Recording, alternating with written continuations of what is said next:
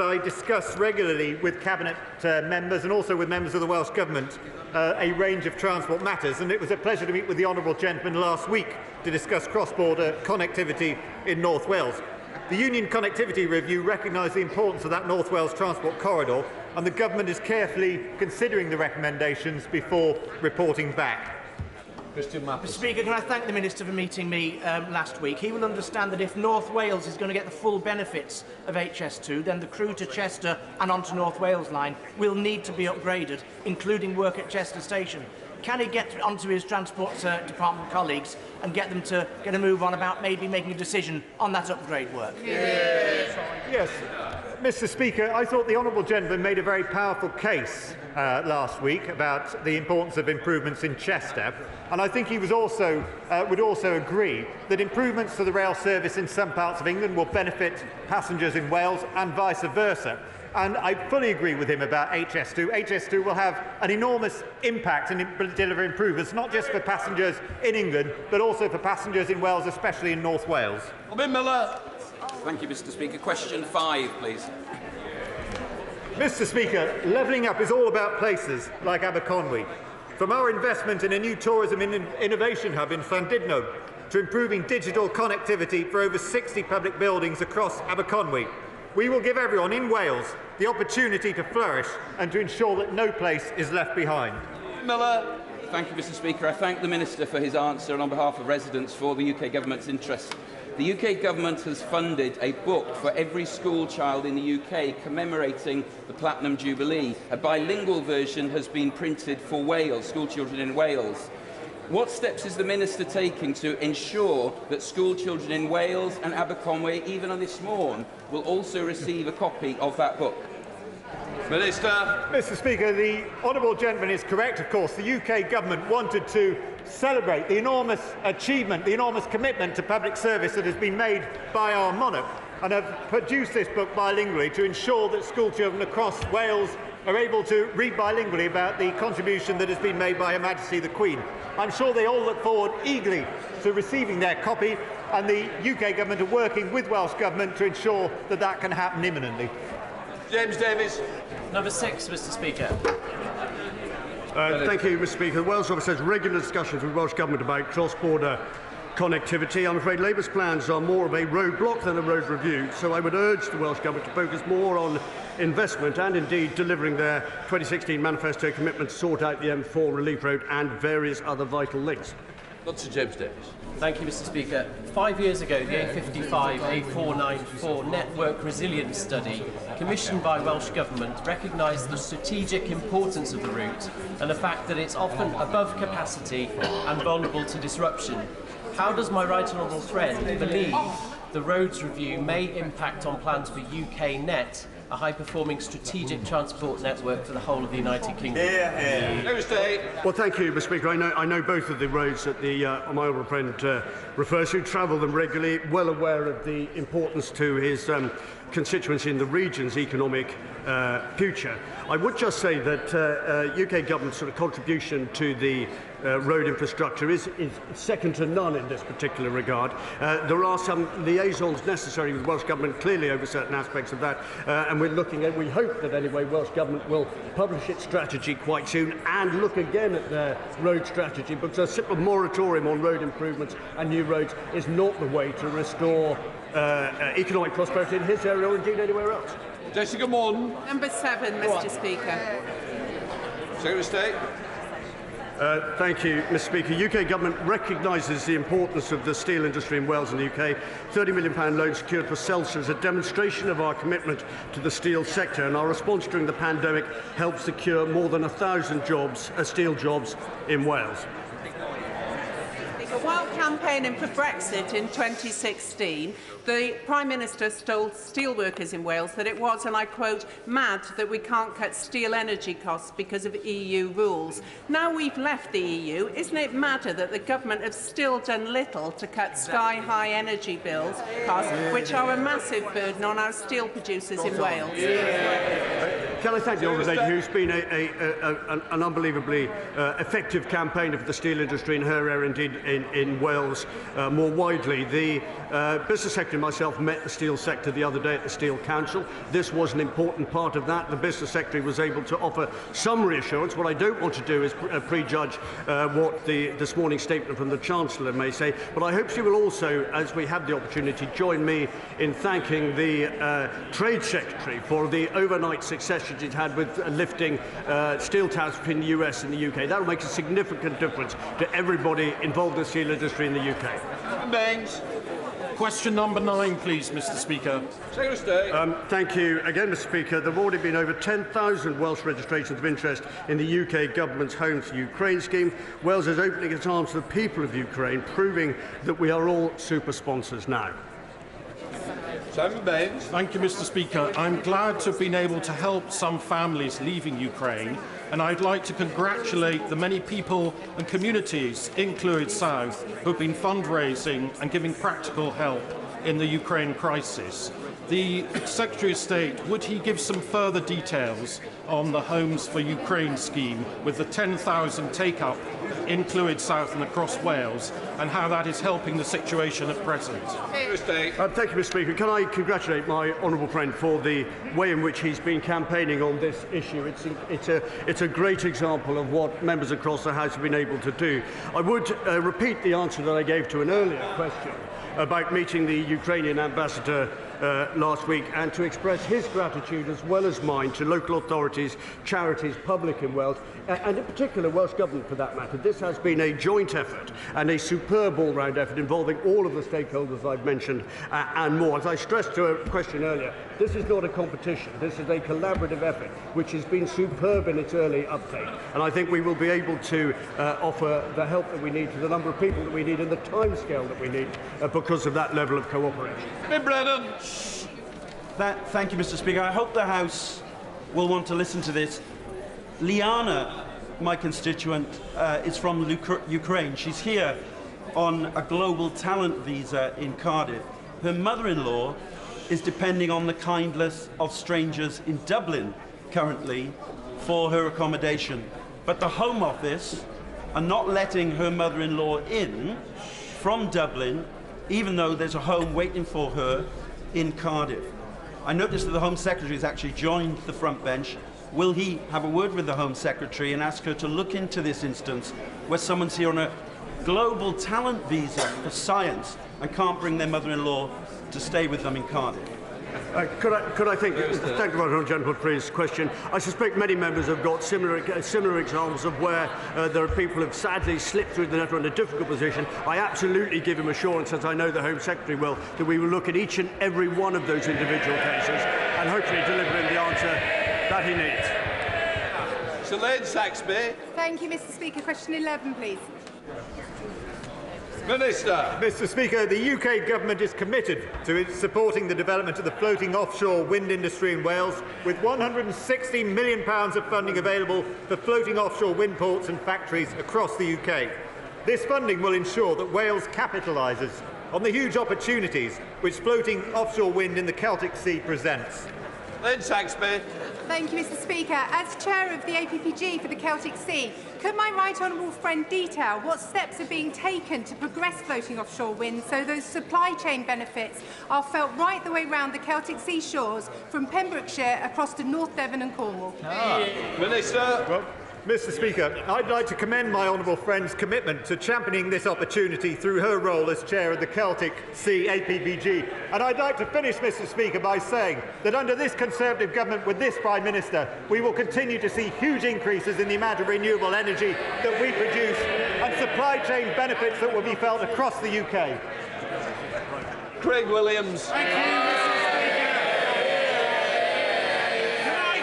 Welcome offshore wind on the basis it's not onshore. Can I ask my honourable friend to meet with me to ensure we put more of this wonderful renewable energy offshore and stop industrialising the landscape of Montgomery? Mr. Speaker, it's always a pleasure to meet with my honourable friend, and I can assure him that this Conservative government will continue to support floating offshore wind in a way that will have the support of the public. Before we come to Prime Minister's questions, I would like to point out the British Sign Language interpretation of proceedings is available to watch on Parliament Live TV. We now start with questions to the Prime Minister. Helen Hayes. Question number 1, Mr. Speaker. Prime Minister. Mr. Speaker, this morning I had meetings with ministerial colleagues and others. In addition to my duties in this House, I shall have further such meetings later today. Helen Hayes. Thank you, Mr. Speaker. The degrading strip search of Child Q 2 years ago in a school that should have been a safe place at the hands of police officers who she should have been able to trust has caused anger and distress across the country. On Monday, the policing minister failed to answer 4 separate questions in this chamber, asking when he first knew about Child Q and what urgent action he took in response. So I asked the Prime Minister, when did he first hear about the strip search of Child Q in her school, and whether he believes that the characteristic dither and delay of his government in responding to this appalling case is remotely acceptable when it comes to the safety of children. Mr. Speaker, I think that is a completely ridiculous characterisation of the response of the government, because of course, the reports of this incident are deeply distressing and deeply concerning. Everybody shares her feelings about that, Mr. Speaker. But the Metropolitan Police have rightly apologised, and the IOPC is investigating, and for that reason, it would not be right to comment further. Sir Oliver Hill. Thank you, Mr. Speaker. People across North East Hertfordshire are coming together to provide support and refuge to families fleeing the invasion in Ukraine. The Baldock and District Action Committee are about to welcome 4 families to our community. And doesn't he agree with me that this shows the open-hearted generosity of the British people? And will he continue to do all that he can with the Refugees Minister to make this process as simple and speedy as possible? Prime Minister. I thank my honourable friend, and I also thank all those involved in the 2 big schemes that we have now for welcoming people from Ukraine. And the Homes for Ukraine scheme is now open. I think about 40,000 have already applied. 150,000 homes across this country, families across this country have said they want to welcome Ukrainians. That's a fantastic thing. I thank Baldock and District for helping to lead the way. We now come to the Leader of the Opposition, Keir Starmer. Thank you, Mr. Speaker.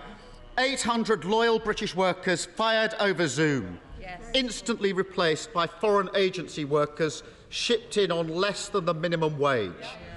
If the Prime Minister can't stop that, what's the point of his government? Prime Minister. Well, Mr. Speaker, we condemn the callous behaviour of P&O, and I think that it is no way to treat hard-working employees, and I can tell him that we will not sit by, Mr. Speaker, because under Section 194 of the Trades Union and Labour Relations Act of 1992, it looks to me, Mr. Speaker, as though the company concerned has broken the law. And we will be taking action, therefore, and we will be encouraging workers themselves to take action under the 1996 Employment Rights Act. Both acts, Mr. Speaker, passed by Conservative governments. And if the company is found guilty, then they face fines running into millions of pounds, Mr. Speaker. And in addition, we will be taking steps to protect all mariners who are working in UK waters and ensure that they are all paid the living wage, Mr. Speaker. Yes, Starmer. Mr. Speaker, when Owen Paterson was on the ropes, the Prime Minister was prepared to rip up the entire rulebook to save his jobs. P&O workers want him to show the same fight in relation to them. The government had advance warning of these mass sackings. A memo was sent to the Transport Secretary and to the Prime Minister's office, but they didn't lift a finger to stop them. Did the Prime Minister not understand the memo, or did he just not bother to read it? Prime Minister. I think what the right honourable gentleman needs to rip up, Mr. Speaker, is his pre-scripted questions, because I've just answered the question, and the point at issue, Mr. Speaker, is whether or not the government was properly notified, and it's not about what happens the previous evening. I knew about it on the Thursday it became public, but the company concerned has a duty to notify the government 45 days, Mr. Speaker, before they take action of that kind. That is why we're taking the action that we are, to protect hard-working people. And what we're also doing, by the way, Mr. Speaker, this month is lifting the living wage for all workers across our country by another £1,000, so it's up £5,000 since 2015. Keir Starmer. I think the Prime Minister just said he knew about it on the day. Yeah. I take it from that answer the Prime Minister didn't read his WhatsApp briefing. Surely not. Let's test his rhetoric. Mr. Speaker, since the Prime Minister came to office, P&O have received over £38 million of government contracts. And the parent company, DP World, is lined up for £50 million of taxpayers' money under the Freeport scheme. The government is apparently reviewing these contracts, but reviews don't save jobs. Can the Prime Minister guarantee that these companies will not get a penny more of taxpayers' money or a single tax break until they reinstate the workforce? Mr. Speaker, I think what the House has already heard is that we are taking legal action against the company concerned under the 1992 Employment and Trades Union and Labour Relation Act, and that is the right thing to do, because it seems to me, Mr. Speaker, that they have broken the law. But if he's asking this government to do what Labour usually want us to do, and actively pitchfork away investment around the country from overseas, Mr. Speaker, then that is not what we will do. We'll take them to court, we'll defend the rights of British workers. What we will not do, Mr. Speaker, is launch a wholehearted campaign, as they would want, against overseas investment, because that is completely wrong, and wrong for those workers, Mr. Speaker. Well, DP World must be quaking in their boots. The Prime Minister says how disappointed he is in them, whilst handing them £50 million. Prime Minister said about the law, speaking of hollow reviews, as the law stands, it's not illegal to pay seafarers below the national minimum wage, right, even if they're working out of UK ports and in UK waters. 2 years ago, Prime Minister, his government admitted that that was unjustifiable 2 years ago, and promised 2 years ago, you've guessed it, to review it. Yeah. 2 years on, despite what he says today, nothing's been done, leaving the gate wide open for P&O. British workers don't need another empty review, they need action. So when will the Prime Minister fix that gap in the law? Mr. Speaker, with great humility, I must ask the right honourable gentleman to listen to the answer that I gave to the first question, because it would then help him to scrap his third or fourth question and try another one. We are going to address the defects in the 1998 Living Wage Act, Minimum Wage Act, and make sure that everybody serving in the UK exclusive economic zone, working in the UK exclusive economic zone, gets paid the living wage as people do in the rest of the country. Here's Starmer. The problem is that's what he said 2 years ago. It didn't happen, and P&O took advantage of the gap left wide open by this Prime Minister. Yes. P&O's behaviour comes off the back of a string of fire and rehire cases. Profitable companies threatening to fire workers unless they accept a pay cut. The Prime Minister keeps telling us just how opposed he is to fire and rehire. But as we saw on Monday, Mr. Speaker, as we saw on Monday, he doesn't have the backbone to ban it. Whilst he sits on his hands, more and more workers are having their lives thrown upside down by this appalling practice. What good to them is a Prime Minister who's all mouth and no trousers? Well, Mr. Speaker, the most notable practitioners of fire and rehire are, of course, the Labour Party themselves. He may be interested. He may be interested to know we will be vindicating the rights of British workers, UK employees under UK law. But the law that the P&O, the company themselves, are allegedly relying on, was introduced, I can tell him, as a result of EU directives. Never forget, Mr. Speaker, and he may not like it, that's the reality. He would have kept us unable to change it, unable to get out of it. He would have made it impossible for us to protect UK employees in the way that we're going to do. But what we're doing, Mr. Speaker, above all, is ensuring that workers in this country have the best protection of all, which is a job, Mr. Speaker. And under this government, thanks to the steps that we have taken, thanks to the stewardship of the economy by my right honourable friend, which you'll be hearing about in a little bit more, Mr. Speaker, we have people in payroll employment, 600,000 more of them than before the pandemic began. Keir Starmer. He can complain all he likes, but on Monday he ordered all of his lot to abstain on a vote to ban fire and rehire. Exactly. And they all did. And then, Mr. Speaker, to add insult to injury, after the vote, his party posted a message saying that, where possible, they will look to find P&O workers new jobs. Pathetic. They don't want new jobs. They want their old jobs back. They don't want a Prime Minister hoisting the white flag. They want him to fight for their livelihoods. 82,000 seafarers in this country. I've spoken to dockers, engineers, deckhands and sailors. They're all worried about what this means for them.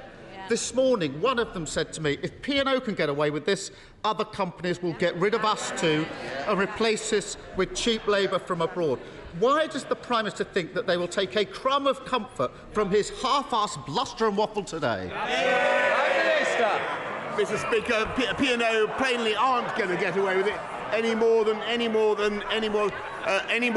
other company that treats its employees in that scandalous way, Mr. Speaker. And this is a historic moment for this country, actually, because it's now 2 years since 2 years to the day that we went into lockdown.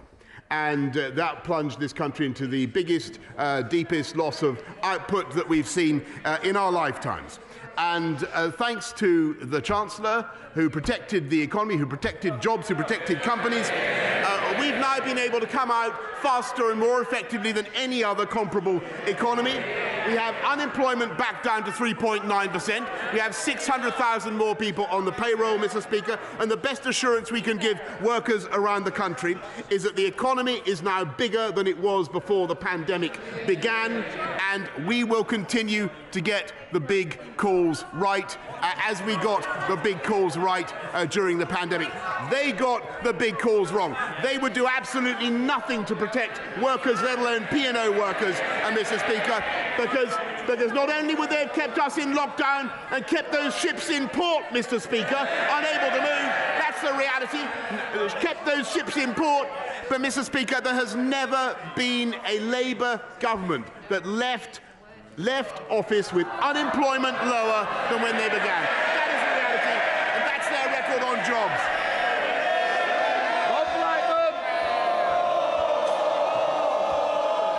Thank you, Mr. Speaker. I strongly support the government's intention to make England smoke-free by 2030, but on the current trajectory, we're going to miss that target. It is vital that we encourage or discourage young people from starting to smoke and encourage people that smoke already to give up. So does my right honourable friend agree with me that it's now time to raise the age of legal sale of tobacco products from 18 to 21 and impose a levy on the profits of the big tobacco companies to raise £700 million that we can put to smoking cessation services on the basis that the polluter must pay? Well, thank you. Thank you very much. He's absolutely right about smoking. It's the biggest single cause of preventable death in this country. As he'll know, Javed Khan OBE is undertaking an independent review of smoking, and I'm sure he will want to take my honourable friend's suggestions into account. SNP spokesperson leader of the SNP in Blackford. Thank you, Mr. Speaker. In a matter of seconds at 12:16, an aircraft is due to depart Heathrow Airport, a Virgin Atlantic aircraft, to go to Warsaw to pick up 50 young orphans that have left Ukraine, that are coming to spend the next period of their life in Scotland with the sanctuary that we can offer them. And I would like to take this opportunity to thank everyone that has helped to make sure that we can offer a new start to these young people away from the war, and in particular the governments in London and in Edinburgh, and in particular to thank the Immigration Minister, the member for Torbay, and the Refugee Minister in the House of Lords, Lord Harrington. This is a good day for these 50 young people, but let's hope that it's the beginning of something much more significant for many more young people that we can offer sanctuary to. Mr. Speaker, this morning we have official confirmation that inflation is at its highest level in 30 years. But families don't need official confirmation to know that the cost of food and energy are now at a price they simply can't afford. The very people who have borne the brunt of the health pandemic are now being hammered by the poverty pandemic. This is not just a cost of living crisis, this is an emergency. That is why in Scotland the SNP government is doubling the Scottish child payment and raising benefits it controls by 6%, double the rate the Chancellor has proposed for the benefits he has control over. So this is a very simple question for the Prime Minister. If he truly understands that this is an emergency, will he match the Scottish Government's commitment and lift all benefits by 6%? Prime Minister.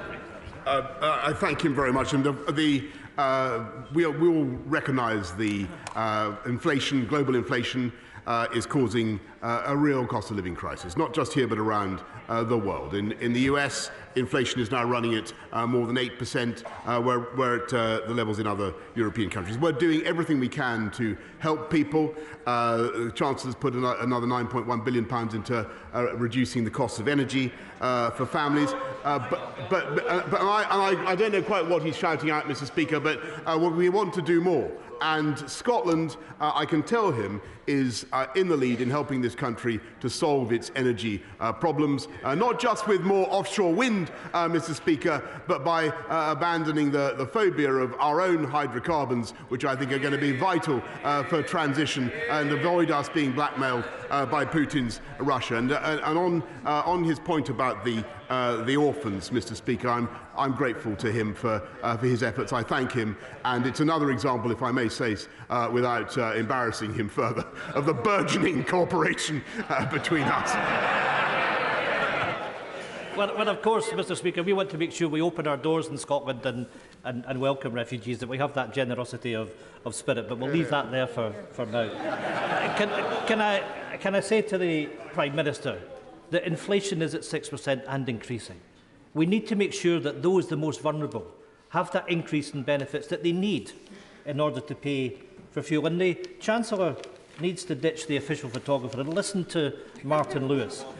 Family finances are at breaking point. They can't tighten their budgets anymore. These families have no room for manoeuvre. But the truth is that the Chancellor does. Yep, exactly. Lower borrowing and increased taxes means that he's sitting with £28 billion to spend today.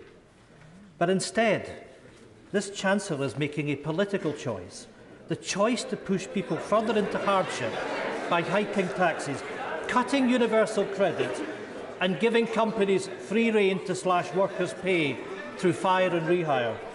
So the test for the Prime Minister is this. Will the government use the full £20 billion they are sitting on to scrap the national insurance tax hike and put money into people's pockets? Or will we simply make this Tory poverty pandemic even worse? Prime Minister.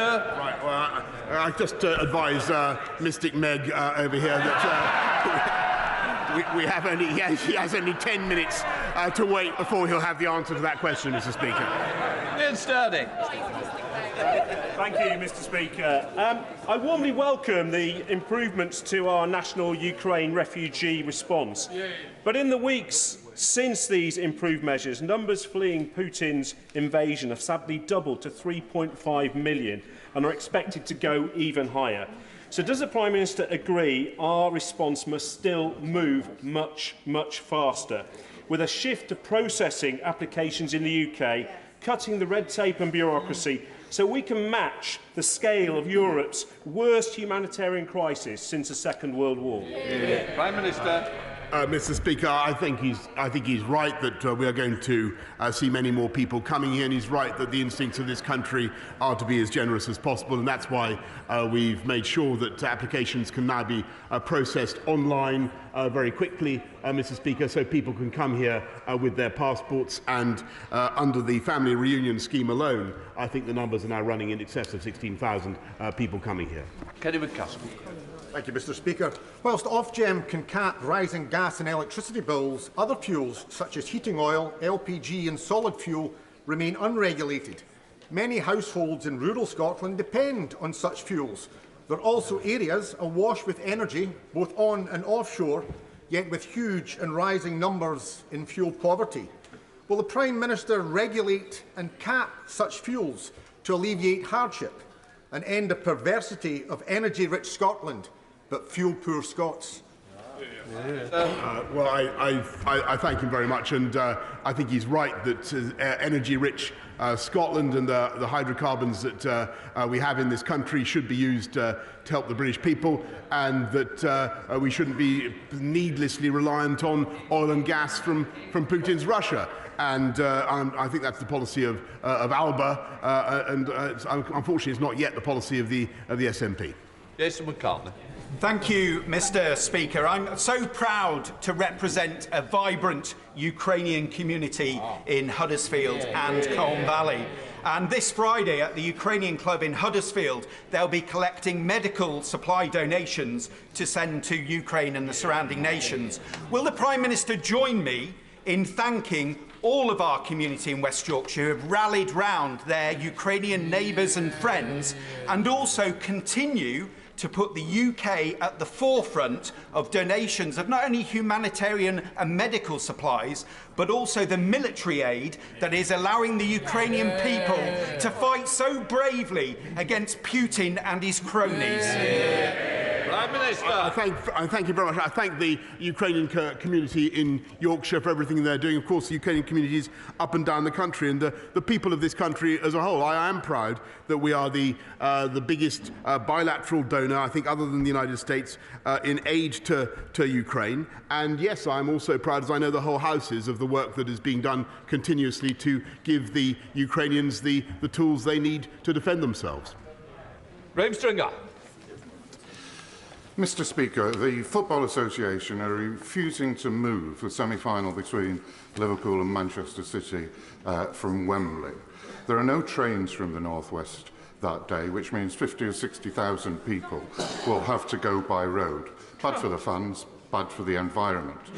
Unfortunately, this is typical of the insensitivity of the FA, who think that fit and proper people to run our football clubs are Russian kleptocrats and people who are wanted for human rights abuses. Does the Prime Minister agree with me that now is the time to legislate to set up an independent regulator for football with fan involvement? Prime Minister. I thank you very much. I'm not going to comment on the travel arrangements for the particular match, though the deputy leader of the Labour Party shouts for me to secure her a train. I'm sure that everybody has heard the FA will have heard the message that he's given. But what I can say, Mr. Speaker, is I do agree with my honourable friend who's just conducted a review on the matter, that we should indeed have an independent regulator for football. Olinda Bickrell. Thank you, Mr. Speaker. My right honourable friend, the Prime Minister, is a great champion for steel, and we've just had brilliant news on the removal of the US steel tariffs, will he reaffirm the commitment he made at the dispatch box on the 31st of January that the Chancellor will bring forward a package of measures on our steel energy costs? And if the Chancellor isn't able to make good on that commitment today, will he ensure he does so as soon as he can? Prime Minister.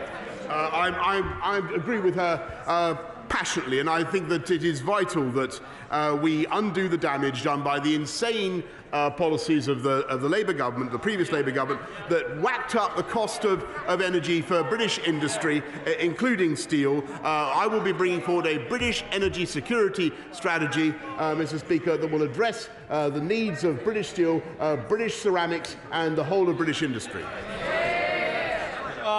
Thank you, Mr. Speaker.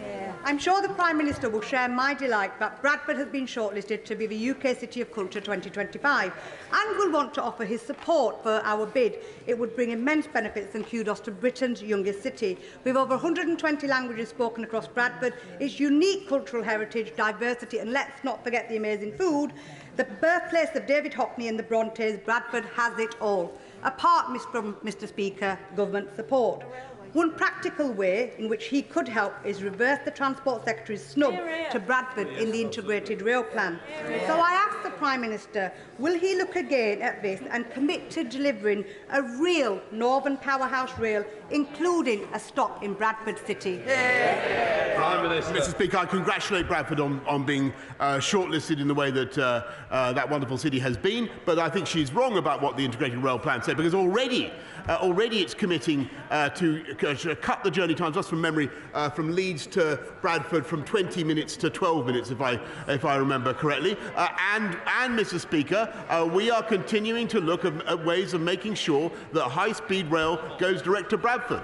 Alan Kern. Thank you, Mr. Speaker. The horrifying effects of events in Ukraine must be central to our focus, and we should do all possible to stand together in support. A war in Europe also has challenging domestic outcomes, with higher energy costs, rising food prices, and effects on supplies and inflation and across the economy in general. Does the Prime Minister agree with me that this is a time where we need to come together as a nation, and anyone seeking to weaponise Putin's deliberate and calculated consequences of the war will only undermine the unity of our nation at a time when Europe is in crisis? Prime Minister. I thank my right honourable friend very much for what he has said, and I think that one of the most important things that has confounded Vladimir Putin has not only been the resistance of the Ukrainians, the heroic resistance of the Ukrainians, but the unity of the rest of the world, and I must say so far, the relative unity, the important unity of this House. Rebecca Long-Bailey. Thank you, Mr. Speaker. The Prime Minister has been very supportive of nuclear testing veterans, so I'm sure he will be shocked that today the Mirror has uncovered 140 pages of data previously hidden in a footnote of a 1988 government report. There's now concern that the High Court and this House may have been inadvertently misinformed in 2008 when told that only 159 men in UK nuclear weapons tests were exposed to dangerous radiation, when today's data shows exposure numbers were actually 2,314. Will he urgently investigate this and arrange to meet personally in Downing Street with my constituent, her granddad and other nuclear testing veterans to bring an end to this national scandal? Prime Minister. Well, I thank the honourable member very much for bringing those facts, new facts, to the attention of the House, and I know that my office has already been in touch with the group concerned to make sure that we have a proper meeting, and I hope very much that she will be there and we'll be able to discuss all the issues that she's raised. Percy. Thank you, Mr. Speaker. Can I begin by thanking the Government and the Home Secretary, in particular as Chair of the APPG on surrogacy, for her work to bring Ukrainian surrogates to safety here. Sadly, in my role as Chair of the APPG on anti-Semitism, the news isn't so positive. We heard from Jewish students recently who are suffering record anti-Semitic attacks on university campuses, including allegations of them being marked down by their own professors. This is completely outrageous, and you would expect the NUS to be on their side, but instead of helping those students, the NUS has been inviting somebody who is engaged in anti-Semitic conspiracy theories, a rapper, to a conference. Can the Prime Minister do everything in his power to ensure campuses are a safe place for British Jewish students? Minister. Well, Mr. Speaker, I think that our universities for far too long have been tolerant of casual or indeed systematic anti-Semitism, and that's why it is very important that we now have, and I hope that everybody understands the need for change and for rapid and irreversible change, but it's also important that we have an anti-Semitism task force devoted to rooting out anti-Semitism in education at all levels. Mary Kelly-Foy. Thank you, Mr. Speaker. Last week, the government did nothing to stop P&O ferries sacking 800 seafarers on the spot. On the same day, the Work and Pensions Minister was forced to come to the House to announce over 1,100 DWP job losses and 42 centre closures, risking a further 7,000 jobs, including 1,300 in the North East. Working people are once again being hammered by this government in the middle of a cost of living crisis, causing genuine suffering. Why won't the Prime Minister act to protect local communities from losing real high-quality jobs? Prime Minister. Well, Mr. Speaker, I renew my sympathies with the case of with the P&O workers, and I've explained to the House what we're doing, and we will. But what we're also doing, Mr. Speaker, is helping the workforce up and down the country to get the coaching they need. We've doubled the number of work coaches, Mr. Speaker, and what we're seeing is employment climbing. We're seeing vacancies growing. Mr. Speaker, we are helping this country into work, and that's what Conservatives do. Steve Bryan.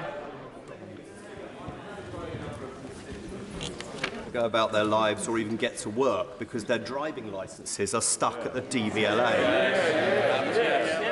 Would the Prime Minister make it clear at the dispatch box that the service from the agency falls significantly below what we expect? And would he ask the Transport Secretary to meet with me and any other member of this House? I think we may need a big room to explain how we can help them out of the hole they've put themselves in. Absolutely. Prime Minister. Yes, Mr. Speaker, I think, like everybody in this House, I've read some surprising things about what's been going on at the DVLA. I do think that we need to make sure that they're given every possible encouragement and support to expedite the supply of driving licences to the people of this country. Weston. Thank you, Mr. Speaker. It's nice to see the Prime Minister back. I missed him last week. Fantasy Castle, perhaps Snow White 2, certainly girls, girls, girls were promised at a party. Less burlesque, more Berlusconi. According to a former minister, it seems the Prime Minister has been entertained at these bunga bunga parties hosted by his close friend, a Russian oligarch. Given his many weaknesses, could leave him open to blackmail. Why does the Prime Minister think that MI6? Why does the Prime Minister? Why does the Prime Minister think that MI6 may not entirely trust him? Well, Mr. Speaker, I'm afraid I missed. Last week I wasn't here to benefit from one of his elaborately confected questions. I admire his style, Mr. Speaker. I'm afraid I simply failed to detect any crouton of substance in the minestrone of nonsense that he just spoke of.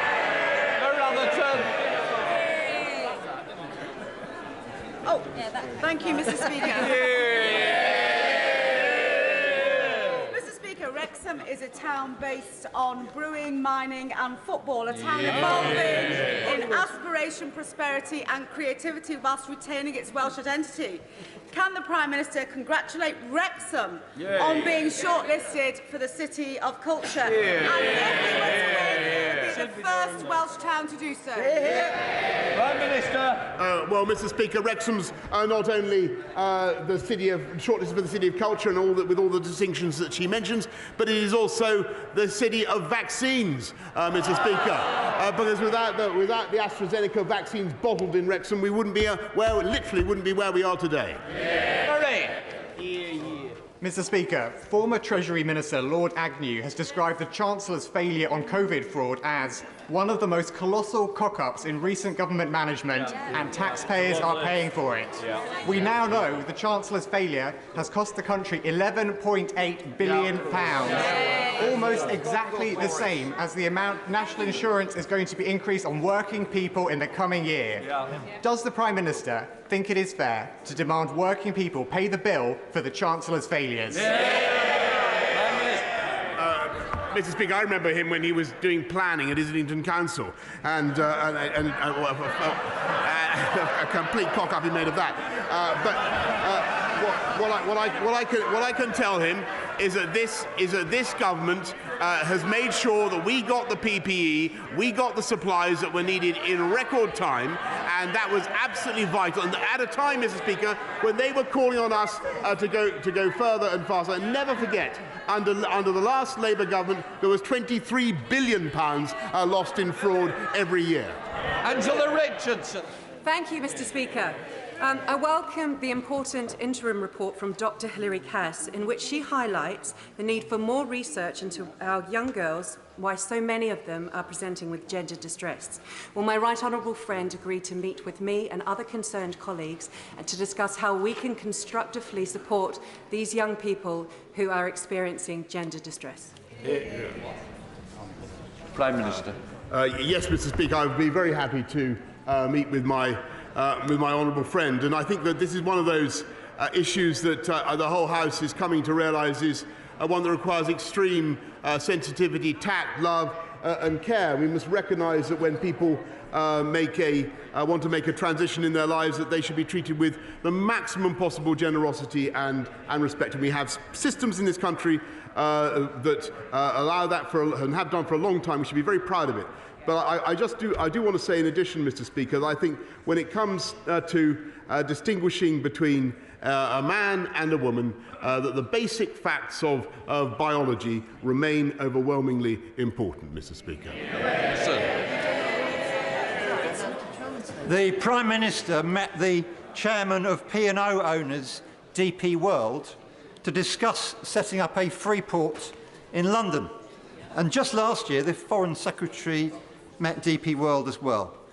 DP World run ports in the UK which employ more than 600 workers. So if the Prime Minister wants to remove the latest suspicion of his conflicts of interest, will he tell his Dubai millionaire friends that if they want contracts to run free ports here, they must reinstate P&O workers and guarantee the jobs of DP World workers too? Can I just say, we need to use more moderate and temperate language in this chamber. Prime Minister. Mr. Speaker, I have one overwhelming interest, and that is to protect and preserve the jobs and livelihood of the British people. And that's what we're doing. And that's what we'll do with the P&O workers, but we'll also make sure that we continue to attract overseas investment in the record ways that we currently are. They would drive it away. We won't, Mr. Speaker. Shall Farrell. This year marks the 50th anniversary of the expulsion of Asians from Uganda, the country where I was born. Under Ted Heath's government, people across the country opened up their homes for many of these Asians, who then settled and became part of the fabric of our great nation. That British generosity is again being seen as people open up their homes for people fleeing Ukraine as they come to our country. May I urge the Prime Minister to pick up those files from 50 years ago, wipe off the dust, and take on board those positive lessons so we can ensure that the Homes for Ukraine scheme has the maximum success. Minister. Yes, Mr. Speaker, and I think the whole country can be proud of the way the UK welcome people fleeing Idi Amin's Uganda, and I'm sure that there are many members of the House, or several members of the House, and I know the Home Secretary herself, her family was a beneficiary of that scheme and that moment. This country is overwhelmingly generous to people fleeing in fear of their lives. We will continue to be so. 800 British workers sacked over Zoom by P&O, owned by the government of Dubai, to be replaced with foreign exploited agency workers on less than £2 an hour. The Prime Minister can pass an instrument now to close the loophole so that the national minimum wage applies on UK international routes. Is he going to stand up for British workers or the oil state dictator Dubai?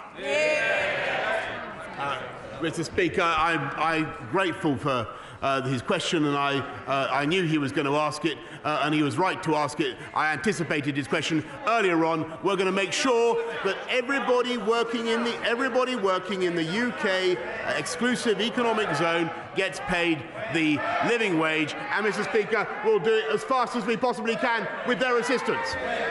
Elphick. Thank you, Mr. Speaker. I welcome the Prime Minister's commitment to take legal action to hold P&O Ferries and DP World to account. And I call again on them to reverse their action and reinstate the workers. But Dover and Kent are already badly affected by this business, including on the roads and business community. Will my right honourable friend meet with me to discuss specific support for our affected area, including the A2 upgrade for the National Transport links and the East Kent Enterprise Zone to cover and include the Port of Dover?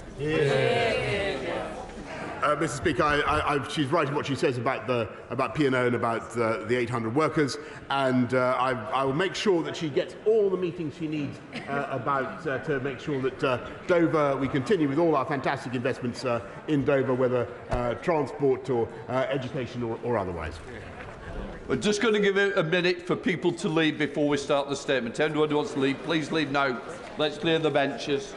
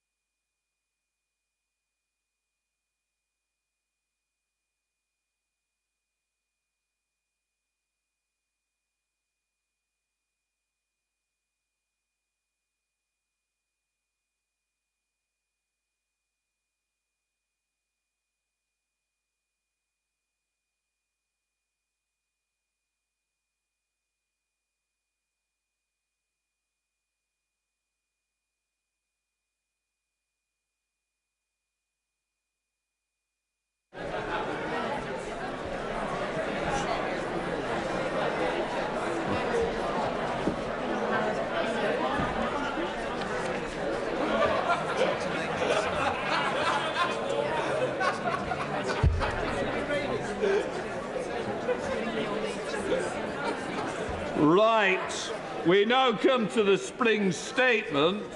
I now call the Chancellor of the Exchequer, Rishi Sunak.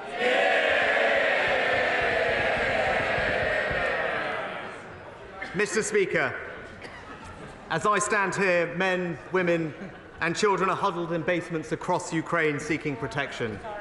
Soldiers and citizens alike have taken up arms to defend their land and families.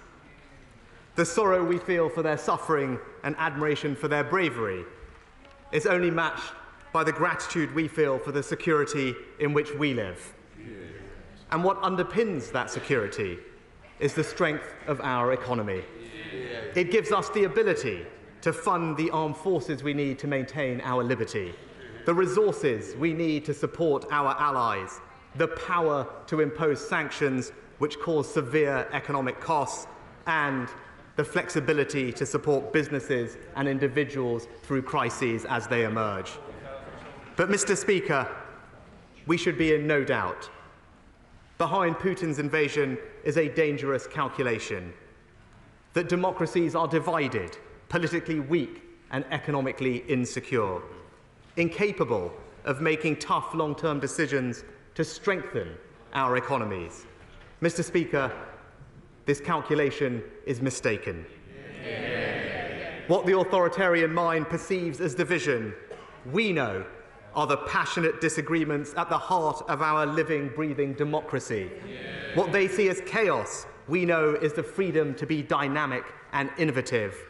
and what they call the inherent weakness of open societies and free economies, we know is the source of our strength. We will confront this challenge to our values, not just in the arms and resources we send to Ukraine, but in strengthening our economy here at home.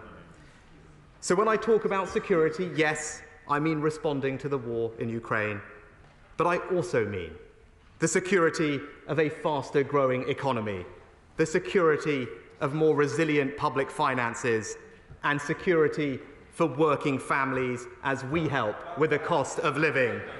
Mr. Speaker, today's statement builds a stronger, more secure economy for the United Kingdom.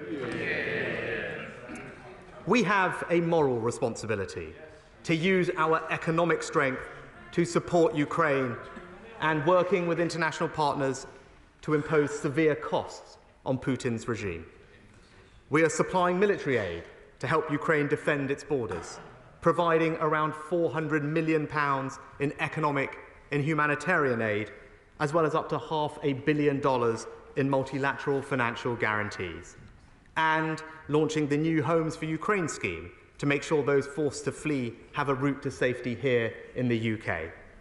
And we are imposing sanctions of unprecedented scale and scope.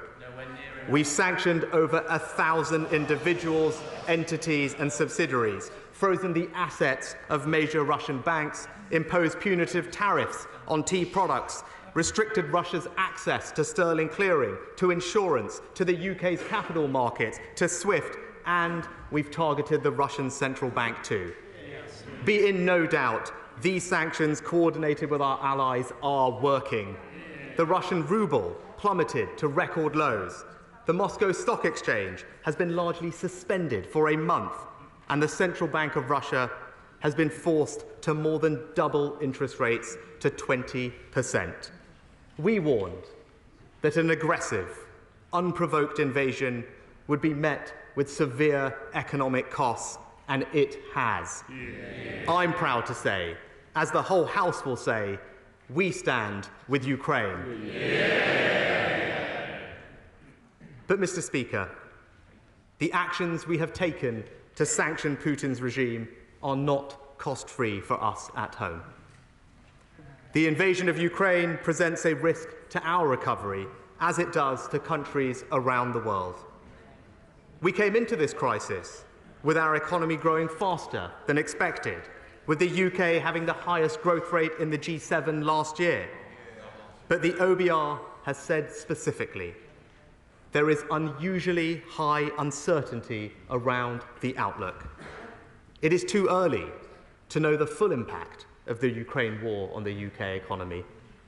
But their initial view, combined with high global inflation and continuing supply chain pressures, means the OBR now forecasts growth this year of 3.8%. The OBR then expect the economy to grow by 1.8% in 2023 and 2.1%, 1.8% and 1.7% in the following 3 years.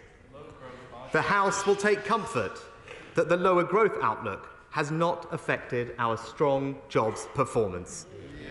Unemployment is now forecast to be lower in every year of the forecast. It is already at 3.9%, back to the low levels we saw before the pandemic. But, Mr. Speaker, the war's most significant impact domestically is on the cost of living. COVID and global factors meant goods and energy prices were already high. Statistics published this morning show that inflation in February was 6.2%, lower than the US and broadly in line with the euro area. Disruptions to global supply chains and energy markets, combined with the economic response to Putin's aggression, mean the OBR expect inflation to rise further, averaging 7.4% this year. As I said last month, the government will support the British people as they deal with the rising costs of energy. People should know that we will stand by them as we have throughout the last 2 years. That's why we've announced a £9 billion plan to help around 28 million households pay around half the April increase in the energy price cap. And people should be reassured that the energy price cap will protect their energy bills between now and the autumn. But I want to help people now, so I'm announcing 3 immediate measures. First, I'm going to help motorists. Today, I can announce, for only the second time in 20 years, fuel duty will be cut. Yeah. Not by 1, not even by 2, but by 5 pence per litre. Yeah. The biggest cut to all fuel duty rates ever. And while some have called for the cut to last until August, I have decided it will be in place until March next year, a full 12 months.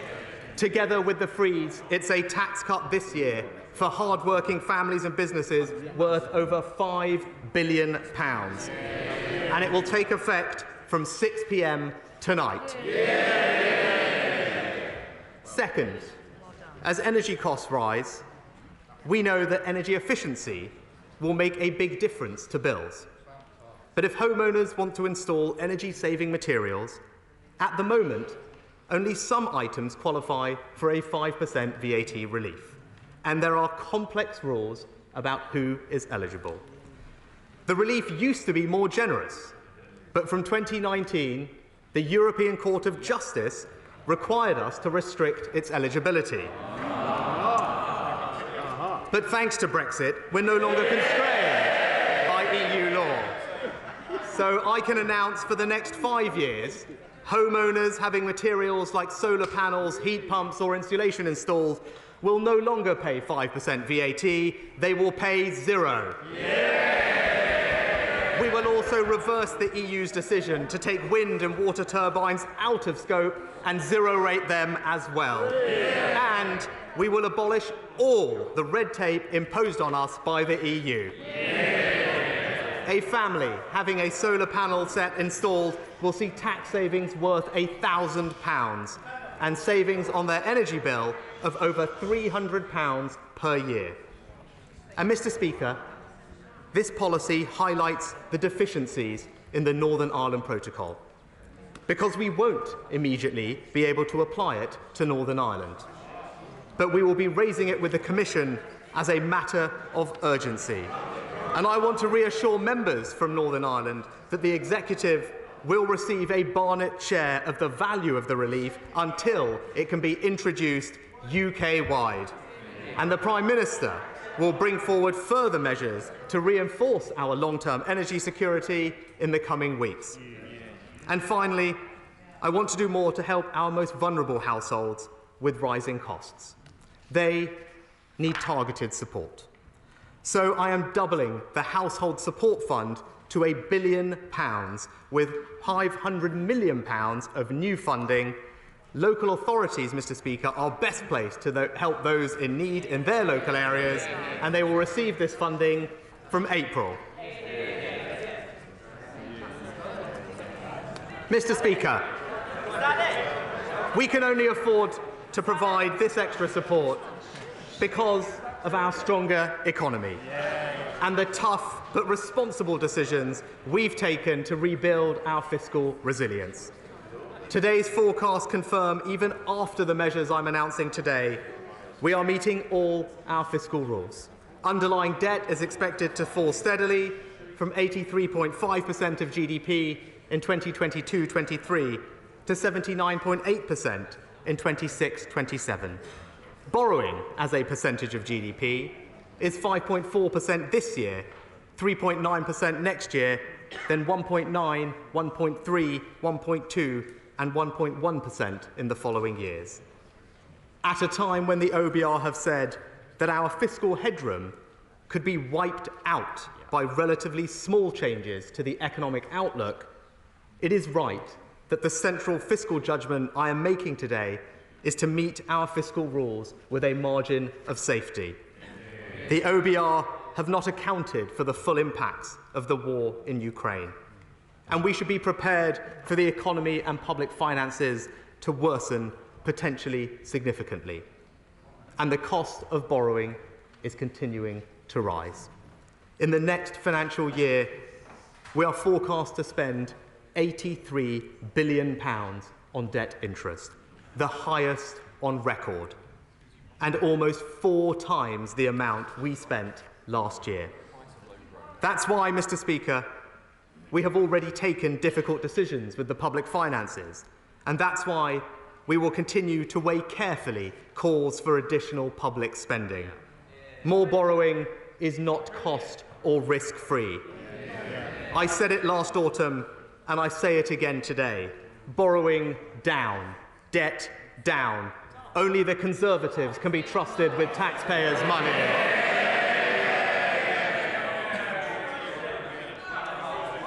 So, Mr. Speaker, our response to the immediate crisis in Ukraine has been unwavering. But we must be equally bold in response to the deeper and more fundamental challenge Putin poses to our values.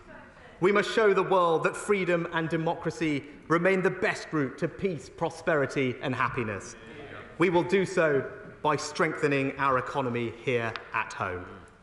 To that end, we are helping families with the cost of living, creating the conditions for accelerated growth and productivity, and making sure the proceeds of growth are shared fairly. That is not the work of any one statement, but it does begin today, and with one of our most important levers, the tax system. I told the House last autumn my overarching ambition was to reduce taxes by the end of this Parliament. And we will do so in a way that is responsible and sustainable. Today, I am publishing a tax plan. We will take a principled approach to cutting taxes, maintaining space against our fiscal rules, as I have done today, continuing to be disciplined, with the first call on any extra resources being lower taxes, not higher spending, and of course, carefully considering the broader macroeconomic outlook. With those principles in mind, our new tax plan will build a stronger economy by reducing and reforming taxes over this Parliament in 3 ways. First, we will help families with the cost of living. Second, we will create the conditions for higher growth. And third, we will share the proceeds of growth fairly, ensuring people are left with more of their own money. Let me take each in turn. Mr. Speaker, there is now a dedicated funding source for the country's top priority, the NHS and social care, providing funding over the long term as demand grows, with every penny going straight to health and care. If it goes, then so does the funding, and that funding is needed now, especially as my right honourable friend, the Health Secretary's plans to reform healthcare will ensure every pound of taxpayers' money is well spent. When I said the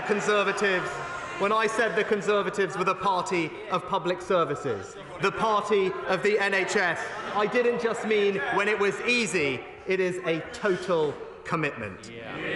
So it is right that the health and care levy stays, but a long-term funding solution for the NHS and social care is not incompatible with reducing taxes on working families.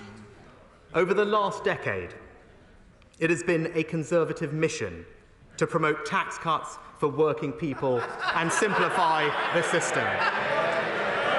That's why Conservative-led governments raised the income tax personal allowance from £6,500 in 2010 to the new level of £12,570.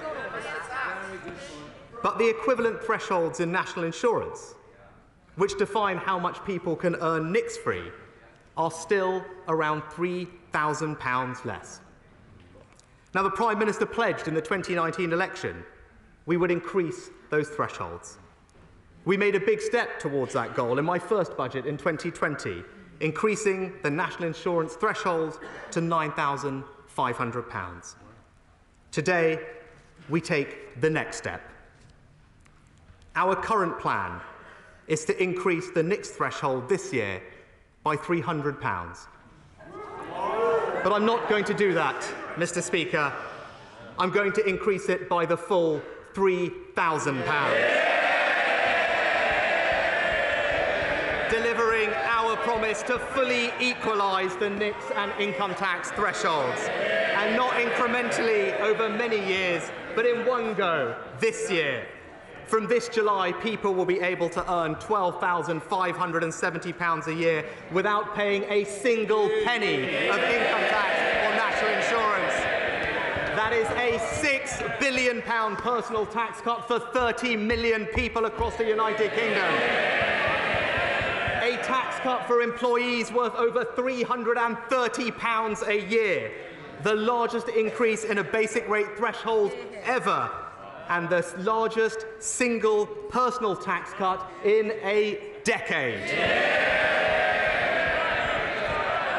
The Institute for Fiscal Studies has called it the best way to help low and middle earners through the tax system.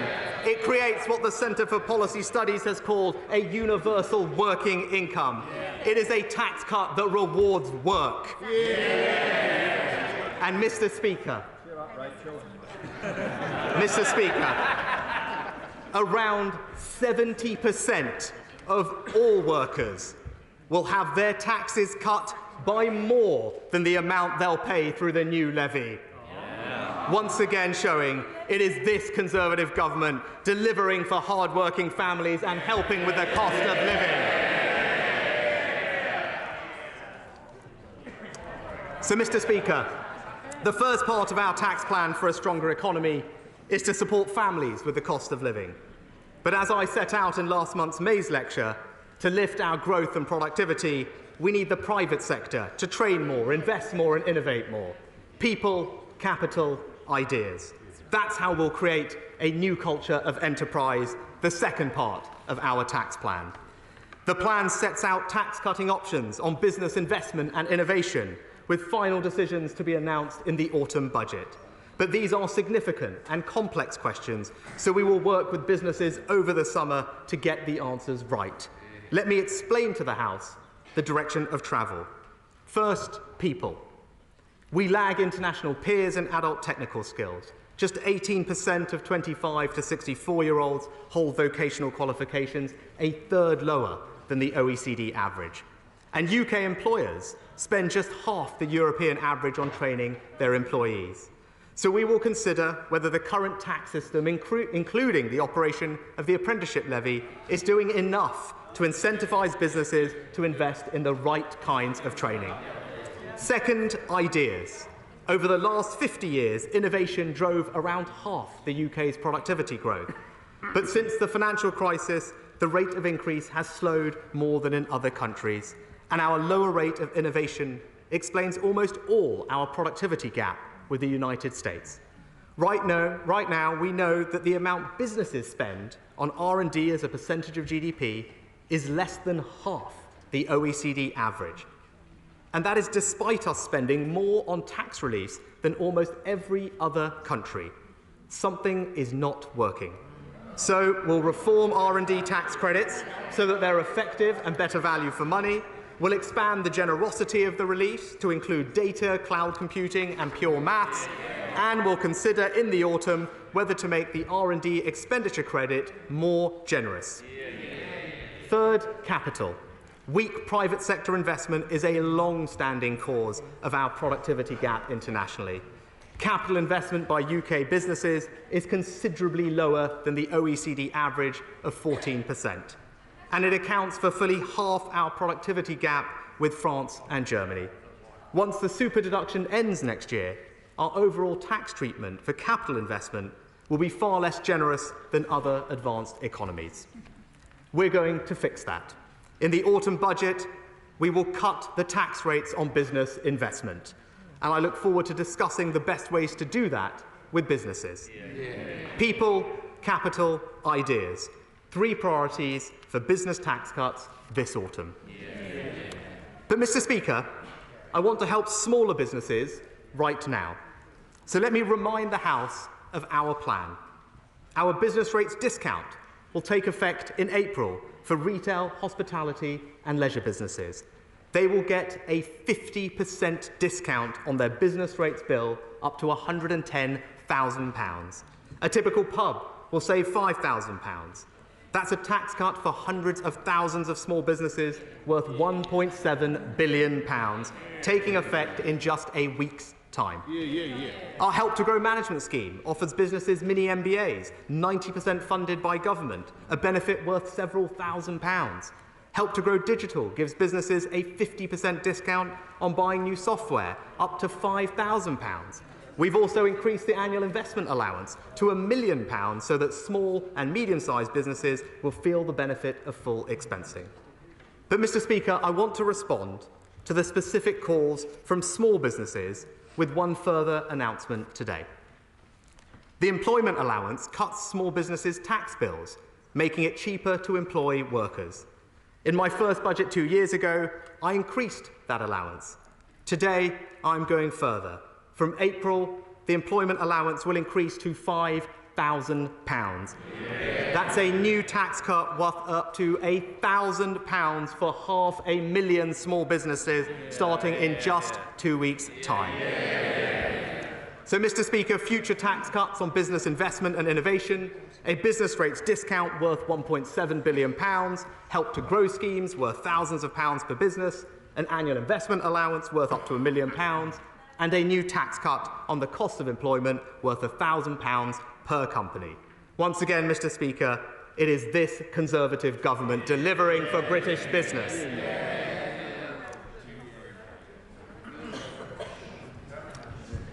Mr. Speaker, the tax plan I've announced today will help people and businesses deal with rising costs, will help raise the future growth rate of this country. But we want the proceeds of growth shared fairly, the third objective of our tax plan. The knowledge you can keep more of what you earn is a powerful incentive for people to work hard. It means greater economic security, and we know that individuals spend their money better than governments do.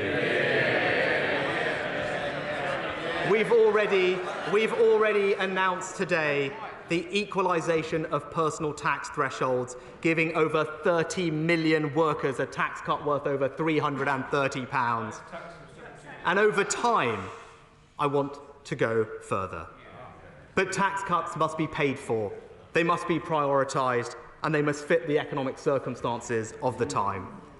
A clear goal for Conservative Chancellors, and even some Labour ones, has been to cut income tax. The fact this has happened only twice in 20 years tells you how hard it is to do. COVID and the war in Ukraine have only added to the difficulty of achieving this by the end of this Parliament. I'm sure all members of this House recognise and understand those challenges. It would clearly be irresponsible to meet this ambition this year, and yet I refuse to let that ambition wither and drift. By 2024, the OBR currently expect inflation to be back under control, debt falling sustainably, and the economy growing. Our fiscal rules are met with a clear margin of safety. And so my final announcement today is this. I can confirm before the end of this Parliament in 2024, for the first time in 16 years, the basic rate of income tax will be cut from 20 to 19 pence in the pound. A tax cut for workers, for pensioners, for savers. A £5 billion tax cut for 30 million people. And let me be clear with the House, it is fully costed and fully paid for in the plans announced today. Last year, I told the House I would cut taxes for hard-working families, but I would do so in a responsible and sustainable way. And today, I am delivering on that promise. So let me say this. Cutting taxes is not easy. It requires hard work, prioritisation, and the willingness to make difficult and often unpopular arguments elsewhere. It is only because this government has been prepared to make those difficult but responsible choices to fix our public finances, that I can stand here and tell this House that not only are taxes being cut, but the debt is also falling whilst public spending is increasing. This doesn't happen by accident, Mr. Speaker. We can deliver for the British people today and into the future because, unlike the party opposite, we have a plan. A plan that reforms and improves public services.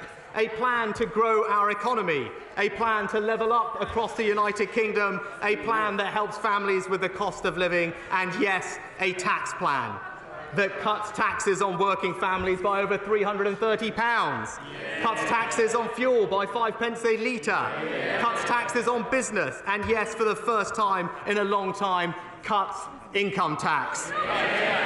Mr. Speaker, let me end by simply saying this. My tax plan delivers the biggest net cut to personal taxes in over a quarter of a century, and I commend it to this House.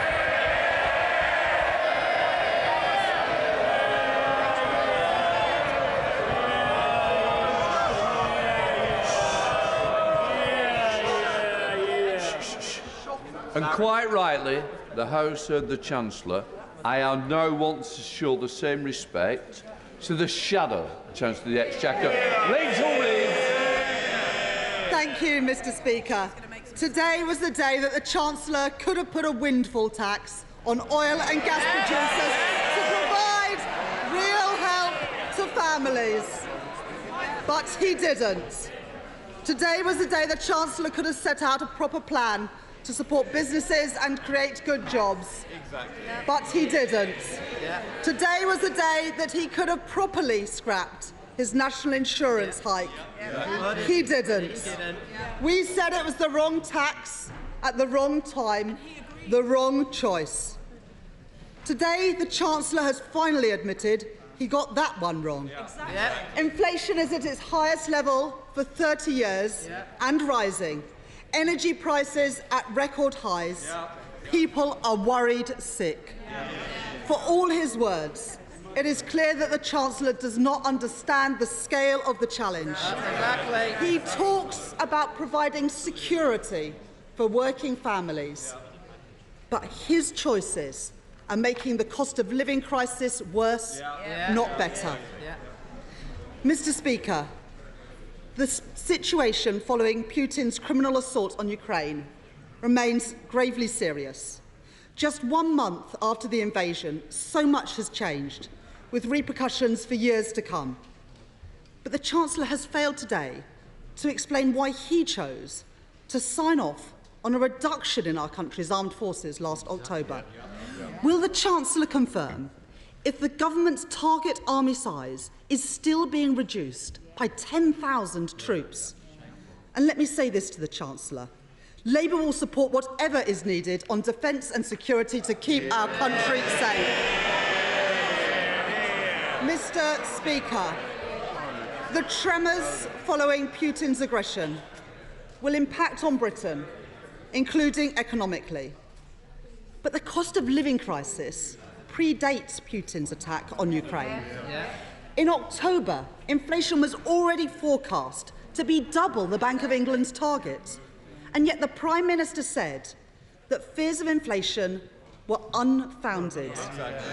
Today we learned that inflation has reached 6.2% and is expected to go higher in the coming months. People are rightly looking to their government to help them weather this storm. Labour will support sensible measures to ease this pressure. But what the Chancellor has announced today says everything we need to know about his priorities. The cost of living crisis is hitting people particularly hard because incomes have been squeezed during the last 12 years of Conservative governments. Ordinary families, disabled people, pensioners, facing really difficult choices. Mums skipping meals so that their children don't. Families struggling to buy new school shoes and uniforms for their children. Older people hesitating to put the heating on because they're worried about the cost. At the weekend, the Chancellor was asked about fuel poverty, and he didn't even know the numbers. It is shameful that he doesn't. Because when Martin Lewis predicts that 10 million people could be pushed into fuel poverty, the Chancellor should sit up and listen. And we know that pensions and security are not going to keep up with inflation. Pensioners and those on social security will be getting a real terms cut in their incomes. Cutting the pension. So what analysis has the Chancellor done on the impact of benefits being uprated by less than inflation? How many more children and pensioners will drift into poverty because of the choices of this government? Cutting the pension. And who does the Chancellor prioritise? He continues to defend the record profits of oil and gas producers, who themselves admit that they have more money than they know what to do with. BP describes this crisis as a cash machine for them, but it is British people who are paying out. And it is deeply regrettable that the SNP have joined the Tories in wanting to shield oil and gas producers from Labour's progressive measures. When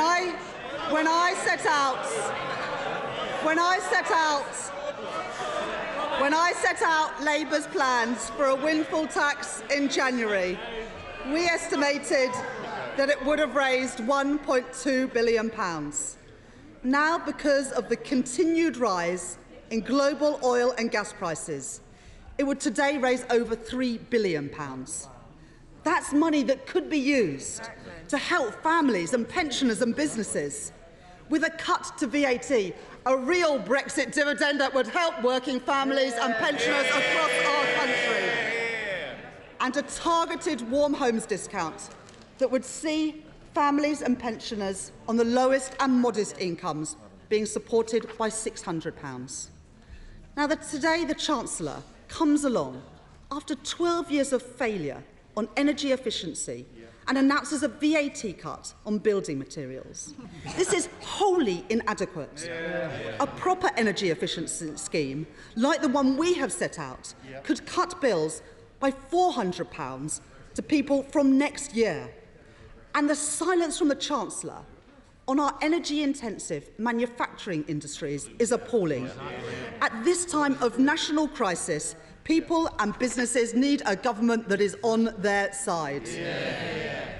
Now, the Chancellor spoke of difficult choices, and I agree. There are always choices to be made, like who to tax and who to shield. Despite the Chancellor's reluctant measures, the facts are that he is still taking money out of people's purses and wallets with an increase in national insurance contributions. The changes that he is making today begs the question, why did he embark on these changes in the first place, despite the warnings from the Labour Party and from many, many others? Now, it's one thing for the Prime Minister and Chancellor to disagree with each other, but the centrepiece of the statement that the Chancellor has delivered today is based on a disagreement with himself. And for all his tax rising on millions in the middle, where is the increased tax contribution for the very wealthiest in society? A landlord with a large number of properties won't be paying a penny more in taxes, but their tenants will. Someone with significant income from buying and selling stocks and shares won't be paying any more in tax. But those people powering our economy will. The Chancellor has made the wrong choices. Now, the Chancellor says we can't help everyone, and that's absolutely true. But who has the Chancellor been helping out? Those who have been swindling the taxpayer. The Chancellor left open the vaults for widespread waste, crony contracts and a frenzy of fraud. It was, as his former Tory Treasury Minister put it, happy days if you are a crook. 7 billion items of PPE not usable and now being burnt. Taxpayers' money literally going up in smoke. £3.5 billion worth of contracts awarded to friends, donors and pub landlords. And it gets worse. The Chancellor has been signing cheques to fraudsters, including organised criminals and drug dealers. Let's put the Chancellor's fraud failure in context. He has lost a staggering £11.8 billion of public money to fraud. This is twice the amount that a previous Conservative government lost on Black Wednesday. As a result of, let's face it, this jaw-dropping incompetence, the Conservatives have been funding crime instead of fighting it. And now the Chancellor has the audacity to come to British taxpayers asking them to pay more to fill his black hole. But there can be no cover-up to hide political embarrassment. Let's call in the National Crime Agency to investigate. We need answers, people held to account, because let's be clear, taxpayers want their money back. The truth is, Mr. Speaker, people can no longer afford the Conservatives. Working families can't, pensioners can't, and businesses can't. The weak growth forecast we've seen today should be flashing red on the Chancellor's desk. And the Chancellor says, in his statement today, that the work starts today. Is he serious? The Conservatives have been in government now for 12 years. 12 years. Not 12 hours. What has taken them so long? Because since his party entered government, the UK has experienced the biggest downgrade in growth of any major economy. With the last Labour government, economic growth was 2.1% a year. Under the last 12 years of the Conservatives, it's averaged 1.5%. And now we know that growth has been downgraded this year too.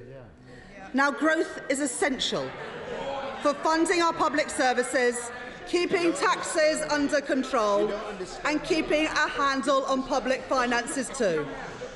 That's why Labour have announced a tough set of fiscal rules to get our debt and our deficit down. But the truth is that because of this government's failure to get the economy growing, it's this Chancellor that has to put up taxes on families and businesses a staggering 15 times. This Chancellor has raised taxes more in the last 2 years than any previous Chancellor in the last 50. Now, he says it's all down to the pandemic, but the truth is the Conservatives have become the party of high taxation because they are the party of low growth. Now, I understand that the Chancellor has a portrait of Nigel Lawson above his desk. Well, today we've got an energy price crisis. Record prices at the pumps. Inflation is back. The truth is, he's not Nigel Lawson, Mr. Speaker. He's Ted Heath. With an Instagram account. Labour would be getting the economy firing on all cylinders, ensuring that we buy, make and sell more in Britain, scrapping business rates and replacing them with a fairer system fit for the 21st century, something that small businesses and high street businesses are crying out for, and the Chancellor mentioned it not at all in his statement today. A climate investment pledge to decarbonise the economy, create good jobs in every part of Britain and strengthen our energy security too. Businesses are seeing unprecedented increases in their costs right now. But all we hear from this Chancellor today is a promise of jam tomorrow, rather than the support that is needed now. And today's statement lacks the long-term plan for productivity, skills and growth. Where is it, Chancellor? Mr. Speaker, I can't help but feel that in both the Chancellor's recent May's lecture and in his statement today, we are presented with increasingly incredible claims. Perhaps the Chancellor has been taking inspiration from the characters in Alice in Wonderland, or should I say, Alice in Sunak land. Because nothing here is quite as it seems either. It's the sort of place where a Chancellor celebrates giving people £200 to help them with their spiralling energy bills, before explaining that he needs it all back. In Sunak land, the Chancellor proclaims, "I believe in lower taxes," while at the same time as hiking Alice's national insurance contributions. So Alice asks the Chancellor, when did lower taxes mean higher taxes? Has down really become the new up? The Chancellor follows Humpty Dumpty's advice and says, when I use the word, it means just what I choose it to mean, neither more nor less. Now, Alice knows that under the Conservatives, taxes are at their highest level in decades as a result of the policies of this very same Chancellor. In fact, this Chancellor was the only G7 finance minister to raise taxes on working people during this crucial year of recovery.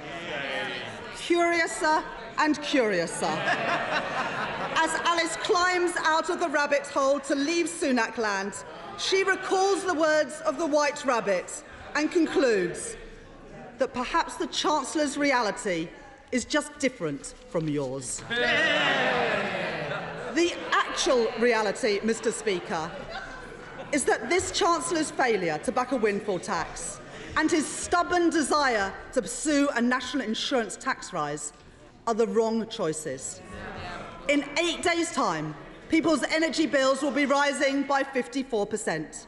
2 weeks today, the Chancellor's latest tax hike will start hitting working people and their employers.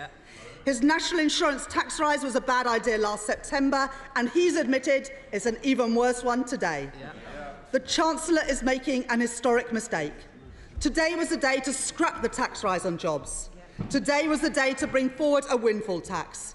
Today was the day for the Chancellor to set out a plan to support British businesses.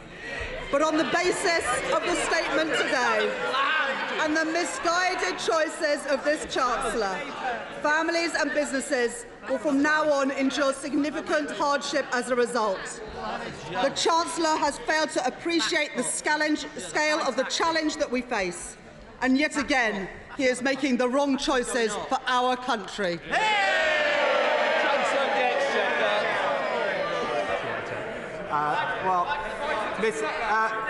Mr. Speaker, I'd like to thank the honourable lady for her reply. And she raised a number of points, which I'll of course come into in due course. But I must say, listening to her statement, it did sound as if COVID and the huge damage that it had done to our economy and public finances had never actually happened. It sounded as if we didn't need to do things like furlough or support businesses and provide emergency funding to schools, to councils and, yes, the NHS. Because whilst her party supported all of those policies at the time, they now seem unwilling to pay for them. And there is a pattern there, Mr. Speaker. They're always happy to spend taxpayers' money, just not take care of it. Let me, Mr. Speaker, just briefly address some of the specific points that the honourable lady mentioned. I thought it's telling that she opened her statement yet again calling for a windfall tax. We know on this side of the House, Mr. Speaker, we want to encourage more investment in the North Sea. We want more domestic energy. We want more jobs for the UK. And a windfall tax would put that off, which is why the Prime Minister will be bringing forward a comprehensive energy security strategy in the coming weeks to address that. She talked about business rates and supporting businesses, Mr. Speaker. In just a week's time, small businesses will be getting a 50% discount on their business rates bill in the retail, hospitality and leisure sector. It's the biggest tax cut to business rates outside of coronavirus since the business rate system was created. £1.7 billion. And I know she's said that she would like to abolish business rates. She also says she has some fiscal rules. I haven't quite figured out where she's going to pay for the £25 billion of tax cuts that involves, but I look forward to hearing it. She talked about defence spending, Mr. Speaker, and I must say here, I mean, it's all very well to talk about the size of the army. At least the party opposite now seems to think that we should actually have an army, which is a welcome conversion, Mr. Speaker. Mr. Speaker, It was because how seriously we take this nation's security, Mr. Speaker, that in 2020, when we decided to do just short-term spending settlements for most departments, there was one department we singled out for special treatment, one department that got a 4-year settlement in advance of everyone else, and that was the Ministry of Defence, Mr. Speaker.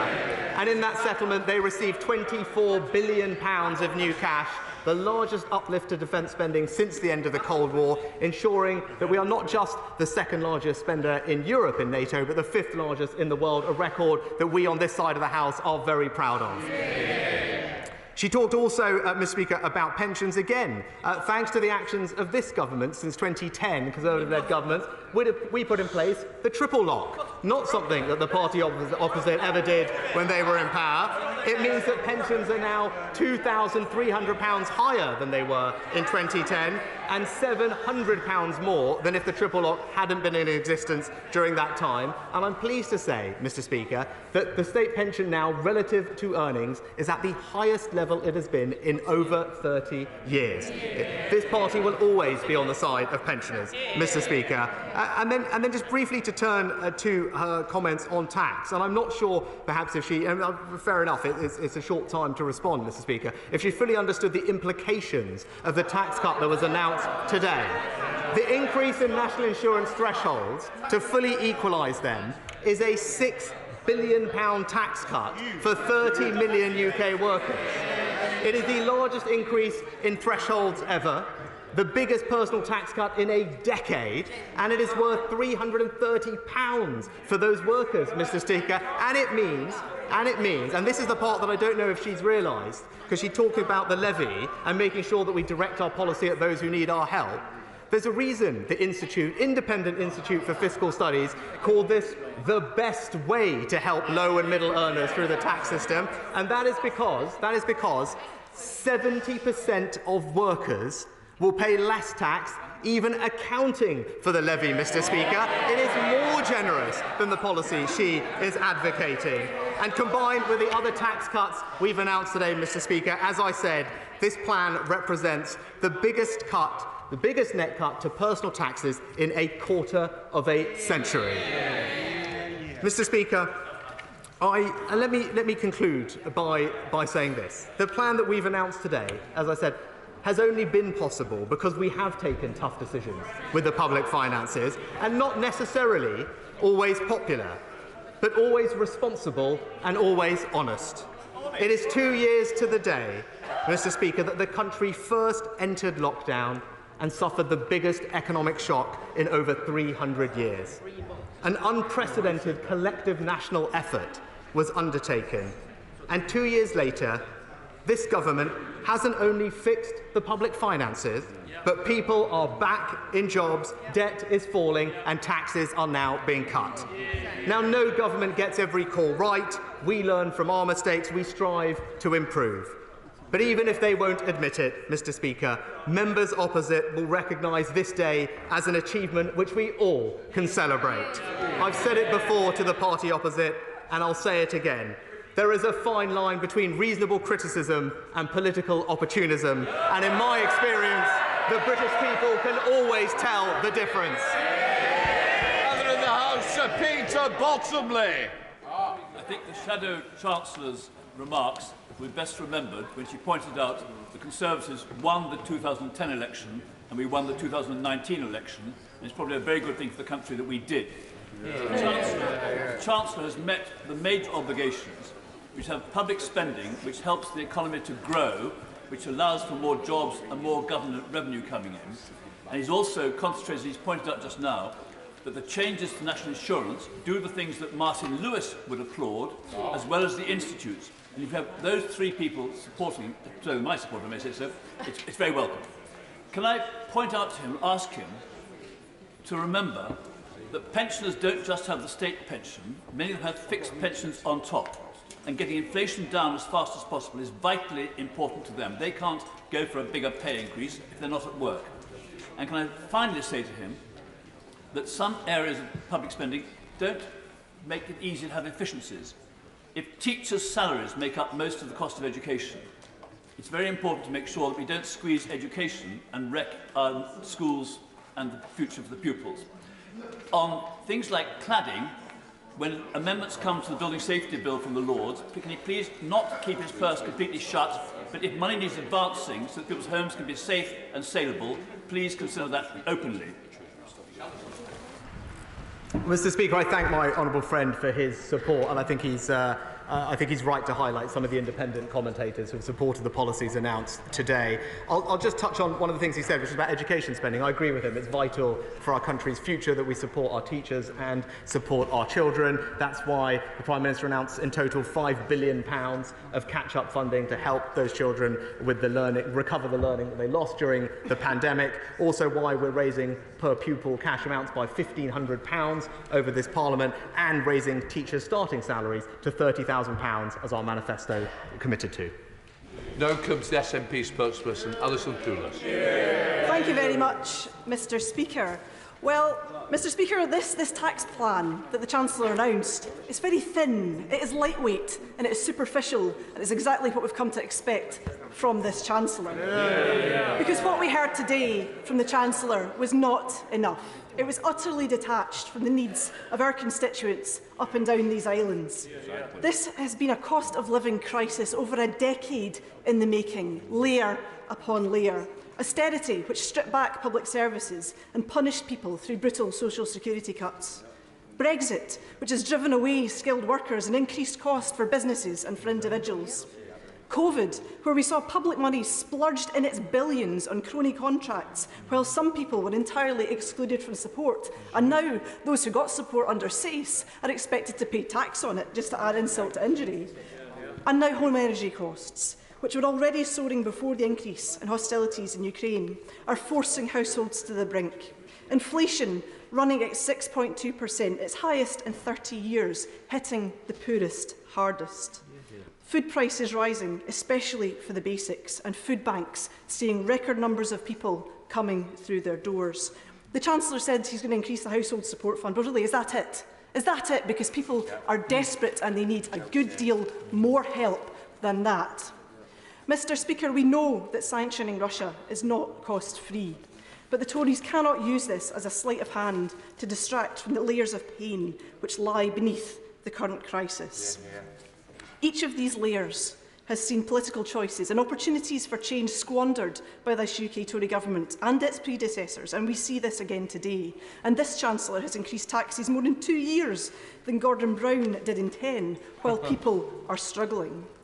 The Treasury Select Committee issued a report this morning, and it says that the UK Government must take further action to support UK households, in particular those on lower incomes, to manage the subsequent rise in energy and other costs. Now, his announcement on NICs is welcome. We've been calling for it for years. It's not something that the Chancellor should have brought today. It's something he should have brought a long time ago. And hiking national insurance is a tax on individuals, but also, Mr. Speaker, a tax on jobs. Employers are already facing increased costs in energy and materials, and this is a pressure that many businesses will not be able to bear.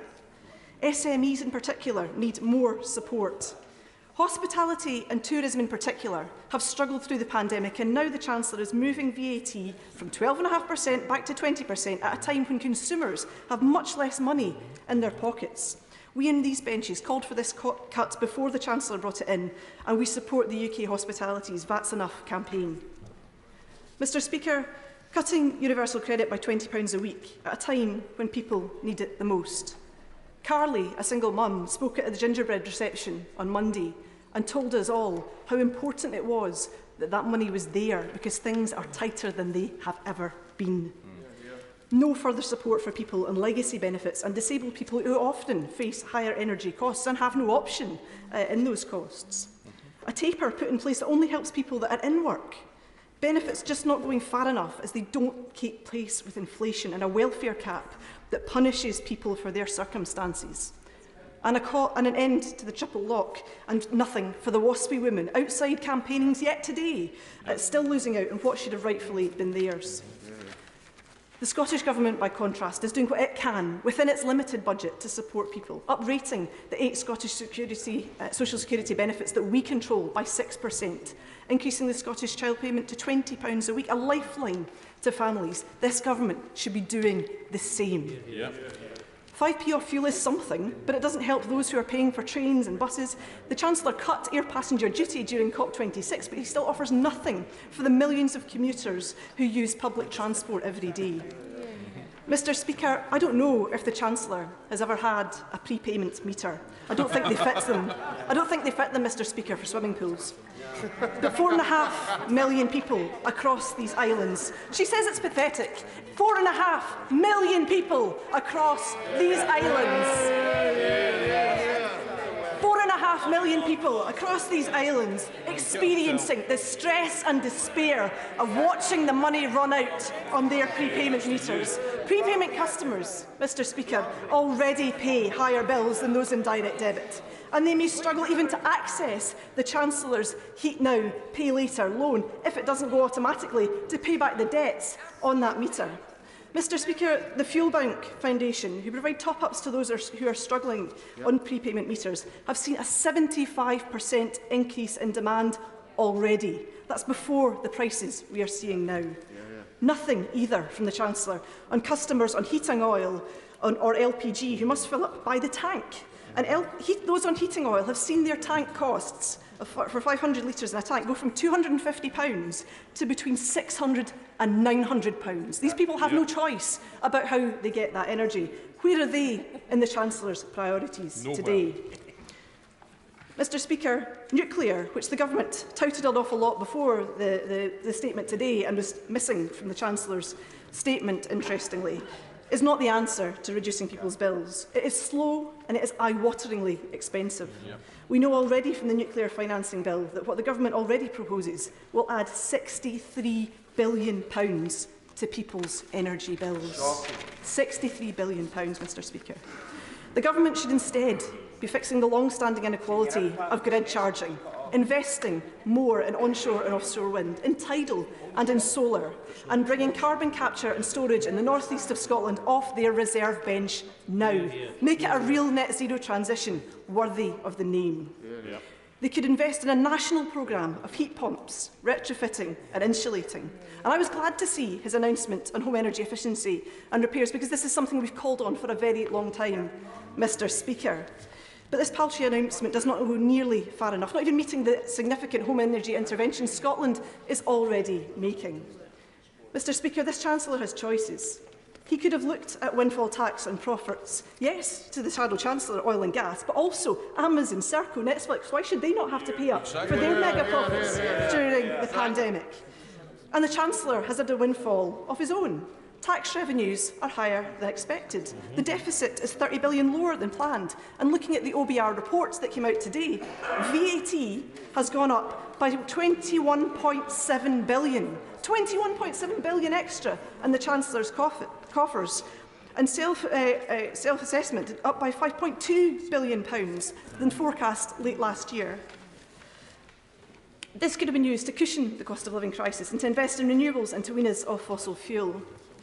Money-saving expert Martin Lewis was stark in his warning in Sunday Morning. He says, as the money-saving expert who's been known for this, I'm virtually out of tools to help people now. And he said while watching this that his head sunk. There is no help for people on energy. Mr. Speaker, in closing, people face a crisis that the Chancellor could have done more to avert, and he has made the choice in so many ways not to act. There's nothing in his announcement today for Scotland. And we on these benches look forward to the day when Scotland has a government with the full fiscal powers to make sure that all of our people, all of them, can have a decent standard of living, and that no child goes to bed with an empty tummy and a cold home. Chancellor of the Exchequer. Well, Mr. Speaker, the Honourable Lady said there's nothing in this statement for Scotland.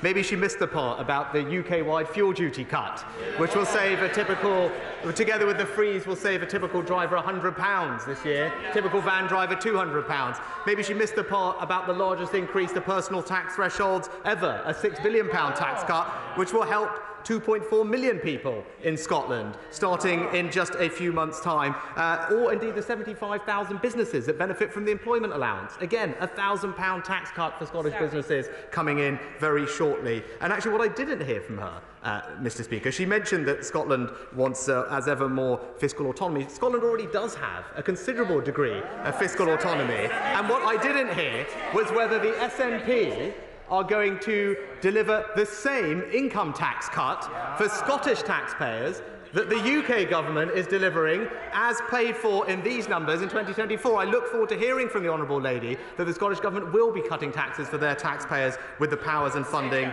that they will get.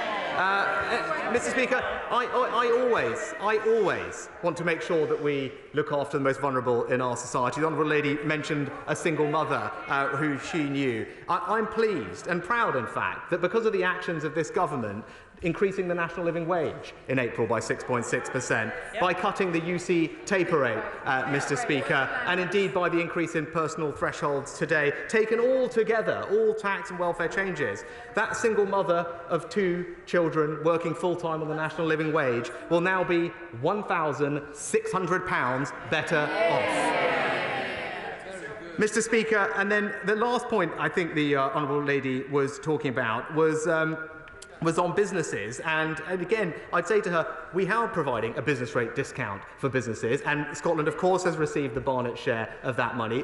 Business rate discount here coming in for retail, hospitality and leisure businesses in just a few weeks, and I know the Scottish Government will have the resources to do the same thing. And then lastly, on prepayment meters, where the Honourable Lady made a comment, I'm acutely aware that millions of families rely on prepayment meters, which is why when we designed the energy support package that we announced in February, we had particular care to those people to make sure that they would receive the same benefit. And indeed, we found out and we made sure that 40% of them will automatically get the £200 rebate in October. And for the remainder, Mr. Speaker, we are working with BEIS and the industry to ensure that all of those people get the same benefit as well. They will either receive a voucher, a cheque in the post, or indeed something called a special access message to their phone on SMS, so that when they go to one of the retailers that they use to top up their meter, they will also benefit from the actions that we have taken, because this Conservative government is on the side of everyone, Mr. Speaker. Chair of the Select Committee, Mel Stride. Thank you, Mr. Speaker, and can I broadly welcome my right honourable friend's statement. The devil, of course, will always be in the detail, and we look forward to seeing him before the Treasury Select Committee next week, along with the OBR and various economists, including the IFS, to which my right honourable friend has alluded. I welcome the cut to fuel duty. It will help both motorists and consumers. It will be important for businesses as well. The VAT reduction around energy efficiency and solar, I think, is very important in terms of the context of the sanctions on Russia at the moment and the importance of energy self-sufficiency where we can achieve it. The hardship fund will be a very targeted measure as well, which I think is important, and I know that small businesses will be delighted to have heard about the increase in the employment allowance to £5,000, which is a key ask of the Federation of Small Businesses. I, along with many others in this House, would like to have seen the national, the NI increases for next year to have been scrapped in their entirety. But I have to say that the increase in the threshold that my right honourable friend has announced today has been very significant indeed, and far more significant than I imagined that it would be. The big question that my right honourable friend, of course, will be asked will be within the context of the fiscal targets that I think we're all agreed we need to meet.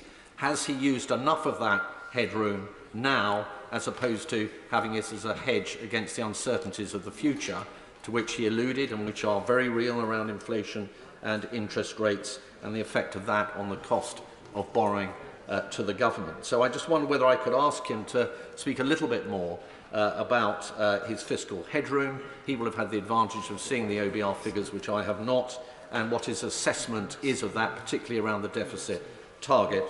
Secondly, Madam Deputy Speaker, on the issue of growth, when my right honourable friend has pointed out the OBR downgrades, which are not surprising in a high inflationary environment, and the effect that that will have on consumer demand, the dampening effect, I was very pleased that he referenced his May's lecture, because it is going to be essential that we now focus on innovation, on people, and driving up capital investment. My right honourable friend made reference, I think, to a consultation around how to improve capital investment, where we do currently lag behind our competitors in the G7. And I wonder if he could tell us a little bit more about the timeline for that consultation and when he expects to be able to provide important certainty for businesses in that respect. Thank you, Madam Deputy Speaker. I thank my honourable friend for his words of support. Just to briefly address his two substantive questions. The tax plan published today in the Spring Statement document has a range of options for how one could cut taxes on investment. I look forward to having that conversation with him, colleagues and the business community about the right way to achieve the outcome we want, with final decisions to be announced in the autumn budget to take effect in spring 2023 after the super deduction ends. I won't get into the detail of them now. With regard to headroom, we have about 1% of GDP headroom against both the stock and the flow rule, so both the debt falling and the borrowing rule. On the borrowing side, that's about in line with previous chancellors. On the stock rule, it's a bit less. The average over the last decade has been about 1.7%. But what I would say to him is the headroom includes the tax cut in 2024, so that has been fully paid for and costed in these numbers. So I do believe we're taking a responsible and pragmatic approach. But he's right to point out the risk. The OBR have said that relatively small changes in the macroeconomic outlook could wipe out the entire headroom, which is why it's right we continue to be disciplined on public spending. Order. I would like to try to get everybody in. That means asking one question, not making short statements, but just asking one question so the Chancellor can answer one back. Dame Meg Hillier. Thank you, Madam Deputy Speaker. Earlier in Prime Minister's questions, the Prime Minister batted off a question about fraud during COVID by suggesting that it was just about delivering. But it was the Chancellor, Madam Deputy Speaker, that gave the ministerial direction for the bounce-back loans to be paid at such speed that even with a 48-hour longer check, they might have avoided the duplicate fraudulent claims that weren't stopped until a month later. That 4.7 billion in fraud would have mitigated some of the measures, for example, the national insurance increase. Does he now regret that he didn't pause for thought and be more cautious on fraud? Madam Deputy Speaker, I've got a lot of respect for the honourable lady, but on this matter I do believe she's wrong, and it's with incredible hindsight to now point out issues that at the time she nor did anybody else raise. And in fact the opposite. I was here on a daily basis being told not to get money out in weeks or months, but to get money out in hours and days. To put longer fraud checks in place would have taken weeks, Madam Deputy Speaker. So I do stand by the decision that we made. We have put various safeguards in place. We have blocked £2 billion of bounce-back loans, 60,000 because of the checks at Companies House. The National Intelligence Service and NCA are now in the process of successfully prosecuting dozens of people. We're striking people off from Companies House, and we're investing more today in the NCA, Natis and the British Business Bank so they can work on the interventions that we know are doing very well. But I do think it is wrong to pretend now that they wanted to do something at the time, which they didn't.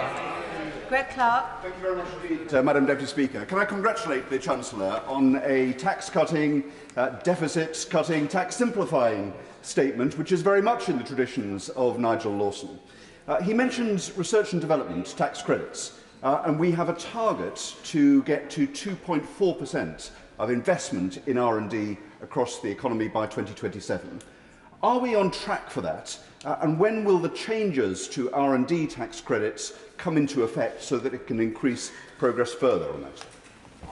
Thank my honourable friend for his support, and I know this is an area that he has particular interest and concern for. You know, on the government side, that 2.4% is comprised of two things, Madam Deputy Speaker. It's what the government spends, but also what private businesses spend. I can reassure him we are more than on track for the government bit of that. We already spend the OECD average on the 2.4, and that will go up over the course of this Parliament by 50%. So the government is doing its bit. As I said in the statement in the May's lecture, the private sector lags significantly internationally in terms of how much it spends. The changes we make to R&D will all come into effect in spring next year, announced finally in the autumn budget. I look forward to working with him, his committee and others, and he wrote a forward for a very helpful report on this topic so that we get these changes right and drive up private sector investment in R&D. Clive Betts. Thank you, Madam Deputy Speaker. In the Sheffield Star today, there are two stories. Sheffield is still a city of steel. we have Ben McIver, the president of Forge Solutions Group, a company which employs 400 skilled workers in the steel industry, begging for help with the rise in energy costs, as they simply can't pass these costs on to their customers. And we have workers at Liberty Steel protesting about the broken promise from the Prime Minister that if we left the EU, he would cut energy bills for steel companies. Why has the Chancellor chosen to break the Prime Minister's promise? Well, no, Madam Deputy Speaker, we've provided over £2 billion worth of support for energy-intensive industries over the past several years, including, I believe, over £600 million for the steel industry. That comes in a variety of ways, whether it's free allowances or compensation on some of the ETS and other carbon price mechanisms. We also, in the spending review, announced hundreds of millions of pounds to support industry to make the transition to using cleaner energy. Louise Villiers. Spending review, the Chancellor gave a lifeline to maintain nursery schools by confirming supplementary funding, but not all schools qualify for that funding. So can I appeal to him to work with the Education Secretary to identify the modest amount of additional funding needed to put all maintained nursery schools on a stable financial footing for the future? Well, my right honourable friend has championed this issue consistently since I've had this job, and she deserves enormous credit for that. I'd be very happy to talk to her and take up her proposals with the Department for Education as well. Sammy Wilson. Thank you, Madam Deputy Speaker. It would be churlish not to accept that the Chancellor has sought to deal with many of the issues which face working families today. But I believe that given the windfall in taxes which he has experienced, that there could have been more done to help with fuel costs, energy bills and other cost of living increases. Significant that the Chancellor cannot apply all of his taxes to Northern Ireland because of Northern Ireland Protocol shows it need to be dealt with. But Chancellor, you started off the Chancellor started off his statement today referring to Ukraine, and yet surprisingly there is nothing and no mention of additional resources for defence. The defence of this country, the defence of democracy and the defence of the values in face of Putin's aggression. Why is there an absence of this today? Mr. Speaker, to the honourable gentleman who talked about fiscal windfalls or headroom, I'd refer him to my answer to the honourable member for the chair of the Select Committee. The headrooms we have are actually relatively small by historical standards and could be wiped out very easily by small changes in the macroeconomic outlook. So I think it's wrong to say there is a huge windfall. Indeed, borrowing for this forthcoming year will be higher than the proposal or the forecast was in October. And with regard to defence, again, I'd refer the honourable gentleman to my answer earlier to the lady opposite. We increased defence budget by £24 billion in 2020, the largest increase since the Cold War. It was the only department that got a 4-year settlement at a time when everyone else just got a 1-year. That's how seriously we take the issue. Hugh Merriman. Madam Deputy Speaker, can I congratulate the Chancellor for this statement, and also, in particular, the 5p reduction in fuel duty, which I note is temporary. And would he remind all members of this House that temporary does not mean permanent, and that if it does become permanent, given it costs £5 billion, we will not be able to reduce income tax, which also costs £5 billion, if we're also to meet our tests of fiscal responsibility? Well, I thank my honourable friend as ever for his support. He's right. The fuel duty cut will benefit all our constituents, particularly those in more rural areas and on lower incomes. He's also right to make the point, Mr. Speaker, Madam Deputy Speaker, we do need to remain disciplined on public spending. We have fully accounted for the income tax cut in these plans, but it will require collective discipline to deliver those tax cuts and others that we want to see happen over the remainder of this Parliament. Alison McGovern. Thank you, Madam Deputy Speaker. The government have been warned privately and publicly not to make it up when it comes to the employment statistics. So red alarms rang when the Chancellor of the Exchequer glossed over the employment numbers in his statement just now. But the small print reveals, Madam Deputy Speaker, that unemployment is forecast to rise next year and then plateau. So can I ask the Chancellor of the Exchequer, what are the Department for Work and Pensions playing at? Well, Madam Deputy Speaker, unemployment is at almost a record low level at the moment at 3.9%. The forecasts are all in the OBR lower than they were in their October forecast, and they all are continually still at very low levels at around 4.2-ish throughout the forecast period. We're very proud of this government's track record on jobs, record numbers of people on payroll. Compared to the forecasts of millions of people unemployed, we've managed to successfully get everyone back to work with a record number of job vacancies, and we will continue to focus on that. Sir Edward Lee. With the world economy facing unparalleled challenges from at least two of the four horsemen of the apocalypse, death from plague and war, I wonder, for all the challenges facing the Chancellor, if anybody seriously believes that after a decade of unfunded spending promises, tax will be any lower under a Labour government. That's a question I think they should answer. But may I make one question on behalf of pensionable people of pensionable age? More and more are having to wait a long time for so-called minor operations, up to 2 years, very debilitating and very painful. And more people, middle-income people, are dipping into their savings, going into debt to pay for private operations. Will the Chancellor have an open mind about giving help to these people with some sort of tax relief, if not on insurance, on the actual cost of the operation, if it's delayed for, say, up to 2 years?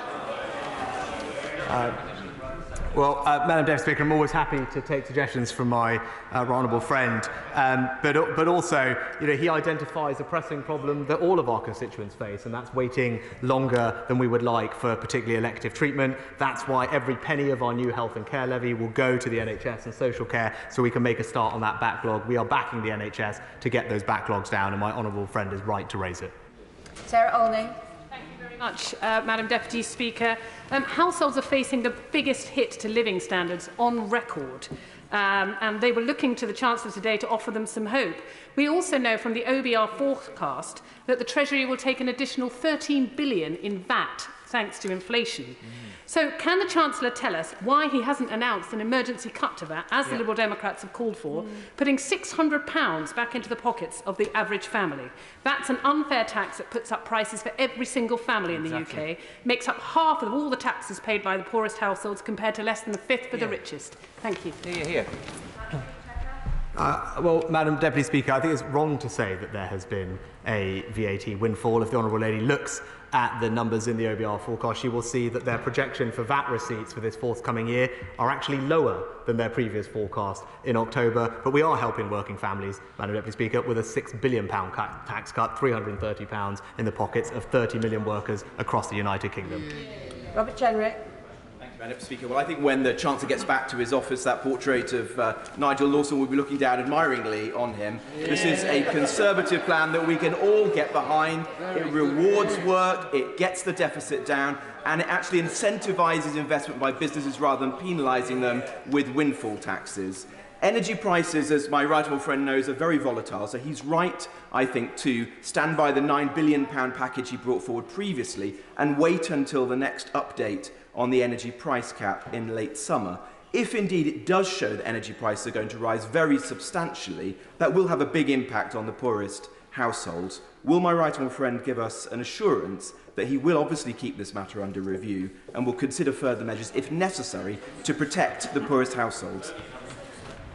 Madam Deputy Speaker, I can reassure thank my honourable friend for his warm words of support, but also reassure him, of course, we keep everything under review. As we have stood by the British people over the past 2 years, we will continue to stand by them, and it's thanks to the responsible decisions of this government that we are able to, when times call, to provide support that is required.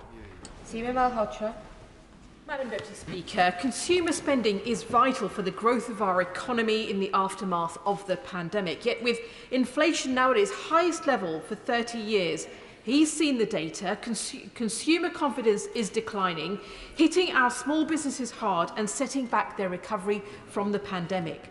So why on earth is the Chancellor not fully U-turning on his NICS rise at this time?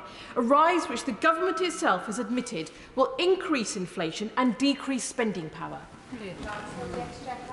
Madam Deputy Speaker, the Honourable Lady may not have realised that for 70% of people, this is more generous than doing the thing that she suggests. They will pay less tax as a result of this policy, as opposed to the one that she is advocating for. So I believe it's the right policy. We're on the side of hard-working people, and this will help them at a time that they need. Stephen Hammond. Thank you, Madam Deputy Speaker. And can I thank the Chancellor for his statement today, which has been warmly welcomed by the people and the businesses of Wimbledon, I can tell him. And can I commend him for his analysis of some of the challenges to the economy. One thing he could move from temporary to permanent is the super deduction. And in his consultation, will he look at that? Because I think it's already evident that is the most effective way of changing behaviour and ensuring greater R&D and capital expenditure. Well, I thank my honourable friend, and I look forward to discussing these topics with him over the coming months. There's a range of options outlined for how to cut taxes on investment in the document today, and hopefully he will have a chance to digest that, and I look forward to discussing it further with him. Stephen Timms. Thank you, Madam Deputy Speaker. The party opposite introduced universal credit, but instead of uprating it in line with current inflation, the Chancellor has chosen to increase the size of the Household Support Fund, which, if you've heard of it, you have to go to the local council for. What evidence does he have, if any, that the Household Support Fund is effective in delivering help to those families who need help most? Yeah. Well, Madam Deputy Speaker, the feedback I get from colleagues is that it has been effective, and local councils I trust to know. I trust local councils to know in their area who the people are that most need our help. I used to be local government minister, and as the honourable gentleman knows, I have enormous respect and regard for our local authorities. But we didn't just do that, Madam Deputy Speaker. In the autumn budget, we cut the tax rate on universal credit, a £2 billion tax cut for almost 2 million of those on the lowest incomes on universal credit. Robert Halfon. Thank you very much, Madam Deputy Speaker. I just want to thank my right honourable friends heartily for the fuel duty cut and the raising the threshold for the NI. I hope I can retire from campaigning on this particular issue.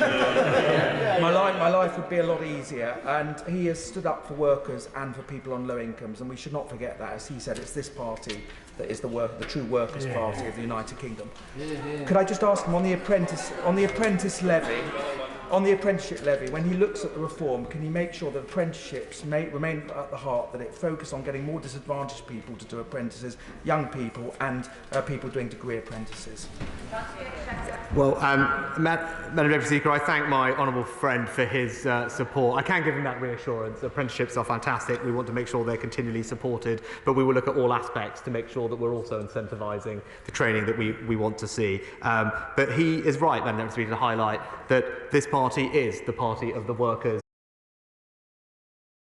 To help people with disabilities into work, providing money, £1.5 billion for the Disabilities Facility Grant to improve the conditions of their homes. And today we announced a small amount of extra funding, Madam Deputy Speaker, for an issue that I care passionately about, and that is improving the provision of changing places toilets across the country. We'll increase the number by 40%, making sure that the 250,000 people with complex disabilities who need access to those facilities will now find one closer to where they need it.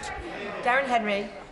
Madam Deputy Speaker, and I'd like to thank the Chancellor for what I thought was an excellent spring statement, and I'll be looking forward to seeing how this will benefit my constituents in Broxtowe, particularly pleased to hear about the cut in fuel duty.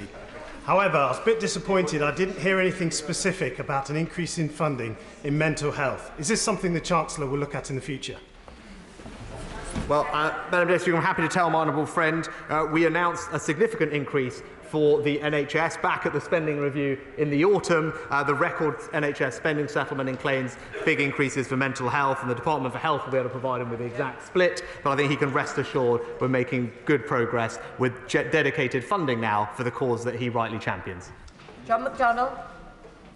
Can we be absolutely clear that benefits and pensions are still going to rise by only 3.1%, whilst inflation is predicted to be between 7 and 10%. That's a cut for some of the poorest in our society. But I want to make this specific appeal to the Chancellor. The people I'm desperately worried about in my constituency are those who are forced to live on benefit, largely through disability and health, and poorer pensioners. We know the energy prices are rising rapidly. The assistance he's provided so far will not enable them to cope. And I think when we get to November, they will be freezing in their own homes and lives will be put at risk. One simple solution is to double the winter fuel allowance. I have just appealed to him. Can he go away and think of that and come back sooner rather than later to give those very vulnerable people some confidence in the future?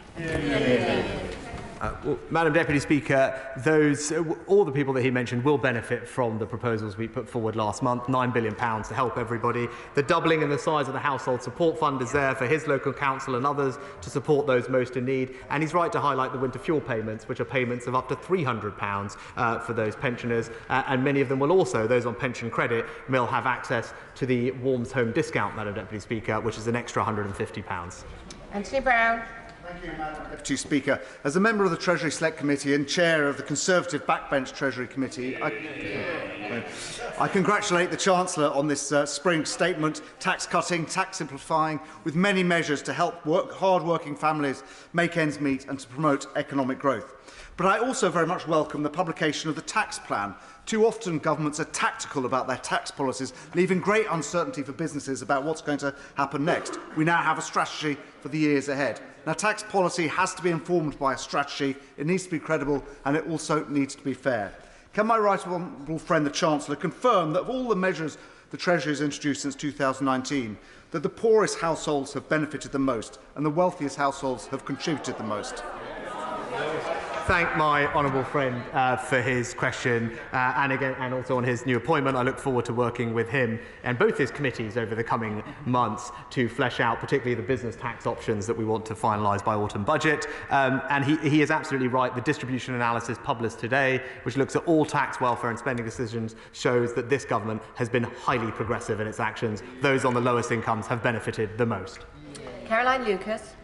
Thank you very much, Madam Deputy Speaker. Once again, quite incredibly, there is a climate-shaped hole at the heart of this statement. Once again, the Chancellor didn't even mention the word climate, which is all the more unforgivable since the measures that we need to tackle the climate crisis and the cost of living crisis are the same. Hear, hear. So with 6 million people now facing fuel poverty, can he tell us where is the home retrofit revolution and the investment that we need to make 19 million homes warmer by 2030, saving families £400 off their bills and creating hundreds of thousands of jobs in the process? How many more people have to freeze in their homes before he'll act?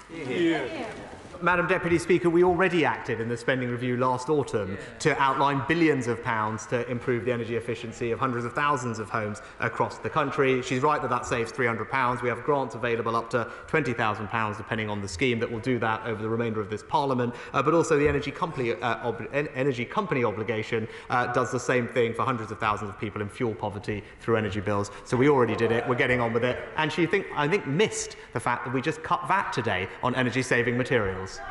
Andrew Jones. Mr. Speaker, can I welcome the statement from the Chancellor today, particularly the way that the most support is being provided to those who will need it most. But can I ask specifically about the section on the R&D review for the future? We're seeing much of our economy go digital. We're seeing increasing focus upon the knowledge economy and the creative sectors. Is that going to be at the core of his investment plans for the future? Because that is how we will secure future growth. My honourable friend, as ever, makes a very thoughtful point. Innovation, broadly defined, or multi-factor productivity, has accounted for about half of our productivity growth.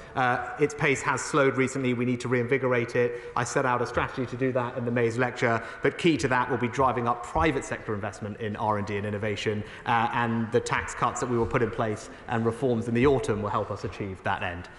Clive Efford. Thank you, Madam Deputy Speaker. Can the Chancellor confirm that people on someone in employment on universal credit will see an increase in the taper between £9,500 and £12,500 of £1,290 clawback to the Chancellor? Can he say what he's doing to address that issue? Because that's the poorest workers in the country facing a £1,290 increase in taxes. I think the Honourable Gentleman is just describing how the taper works. It withdraws benefits as people's incomes rise. That is literally how the system is designed. But what I can say is, because we took actions to cut the universal credit taper rate last autumn, we delivered a tax cut of £2 billion for almost 2 million people. And as I said earlier, I gave the example of a single mother with 2 children working full-time on the national living wage. As a result of all our changes, tax, welfare and wage, that person will be £1,600 better off. Richard Drax. Madam Deputy Speaker, can I commend my right honourable friend for his statement as far as he went? He's right, he can't print more money, he can't borrow more money, he can't spend more money. Can I just ask my own friend to bring forward the tax cuts particularly for the lower earners, because they, as he's rightly said, spend their money far more wisely than the government does, and will give them more cash in their pockets to meet these increasing bills. Well, I thank my honourable friend. That is exactly what we are doing. The increase in the personal tax threshold we brought in July. It's far quicker than these things normally happen, but we wanted to do it as quickly as possible. That will put £330 in the pockets of 30 million people up and down the country. Lillian Greenwood. Thank you, Madam Deputy Speaker. This year, the Chancellor is delivering the largest fall in living standards since ONS records began in 1956-57. Will he tell us how many more people will fall into poverty as a result of his failure to ensure that increases in social security match inflation? Well, Madam Deputy Speaker, the Honourable Lady is describing the impact of inflation on people's incomes. Of course they're going to have an impact. We've been very clear and honest about that. That isn't just happening here, it's happening everywhere across the world as we grapple with higher inflation. But the measures we are taking today will make a significant difference to support working families, weather some of the challenges ahead. And again, for those who are most vulnerable, we started this journey in autumn with a tax cut to universal credit and again doubling the household support fund today to £1 billion. Ruth Edwards. Madam Deputy Speaker, can I welcome the Chancellor's statement today, which will do a lot to help many of my constituents in Rushcliffe. Can he reassure me and my constituents that these tax-cutting measures announced today will continue to be the focus of this Conservative government and are just the start of what's possible if we continue to build a stronger, greener economy? I thank my honourable friend. She's absolutely right. We started in October, we made progress today, and the tax plan I published today shows that we'll continue to make progress, both cutting taxes for businesses and people over the remainder of this Parliament. Ian Paisley. Much, Madam Deputy Speaker. The Chancellor is, of course, the Conservative and Unionist Chancellor for all of the United Kingdom. But isn't it the fact, by what he has stated in his comments today, that because of the deficiencies in the Northern Ireland Protocol, that none of his flagship programme will actually apply to Northern Ireland until he goes cap in hand to the European community and seeks their permission to apply these VAT differentials to Northern Ireland? If the European community says no, what is the Conservative and Unionist Chancellor going to do for our part of the United Kingdom? So, Madam Deputy Speaker, the Honourable Gentleman is right, and I've specifically highlighted the deficiency of the protocol, and I look forward to having those discussions with the Commission. Obviously, these are not particularly traded goods because they're installed, so there ought to be a very strong argument that they're included, particularly as we're now all collectively grappling with an energy crisis. I wouldn't want to preempt the Foreign Secretary's conversations on the protocol, but I think it's not right to say that the flagship policies do not apply to Northern Ireland. The increase in the personal tax thresholds will, the income tax cut will, and the fuel duty cut will, and I know that will be a benefit to his constituents and millions of others across Northern Ireland. Peter Alders. Thank you very much, Madam Deputy Speaker. I welcome the announcements that my right honourable friend has made regarding national insurance thresholds, fuel duty and the increase in the household support fund. The last 2 years have been very challenging for the poorest and most vulnerable, and it is going to get a whole lot tougher. As we saw with his swift and right decision to raise universal credit at the start of the pandemic, which was too hastily reduced, the best way of targeting support for those who need it is through the benefits system. Can I urge my right honourable friend in the coming days and weeks to look very closely at the levels of and the means of uprating universal credit and other benefits? Well, I thank my honourable friend. I strongly believe the best way to help people sustainably is to move them off welfare and into work. That is what this government is doing. Our record on doing so is incredibly strong, and we are throwing literally the kitchen sink, both in terms of money and policies, which the IMF have described as well targeted, to support people as they make that transition and put more money in their pockets. Andy MacDonald. Thank you, Madam Deputy Speaker. The Chancellor really hasn't helped those in greatest need. The Joseph Rowntree Foundation says that the current uprating of working age social security benefits will mean 400,000 people falling into poverty this year. With inflation now forecast to average around 8% in 2023, will the Chancellor reflect on the very different circumstances the country finds itself in and uprate benefits by the inflation rate forecast in the OBR's economic and fiscal outlook? Well, Madam Deputy Secretary, the way that benefits are uprated and indeed pensions is the same every year. It's been the same way for over a decade. What we are doing is making sure that we support people from welfare into work. It is the most sustainable way to help them. Someone moving from universal credit into full-time work at the national living wage is £6,000 better off. That's why I'm pleased, because of our management of the economy, there are now record numbers of job vacancies and support to help people get those jobs. Davis. Speaker, thousands of people across Grantham and Stamford will welcome the targeted measures announced by the Chancellor today.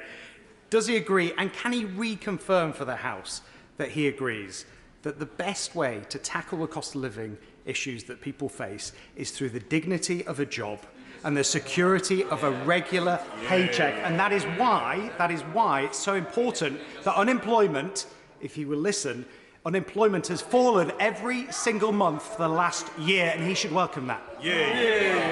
My honourable friend is absolutely right and puts the point very eloquently. The best way to help people is to get them into work. That's why we're creating record numbers of jobs and then making sure that not only are those jobs well paid, that people keep more of the money they earn. That is the approach of this Conservative government. Tim Farron.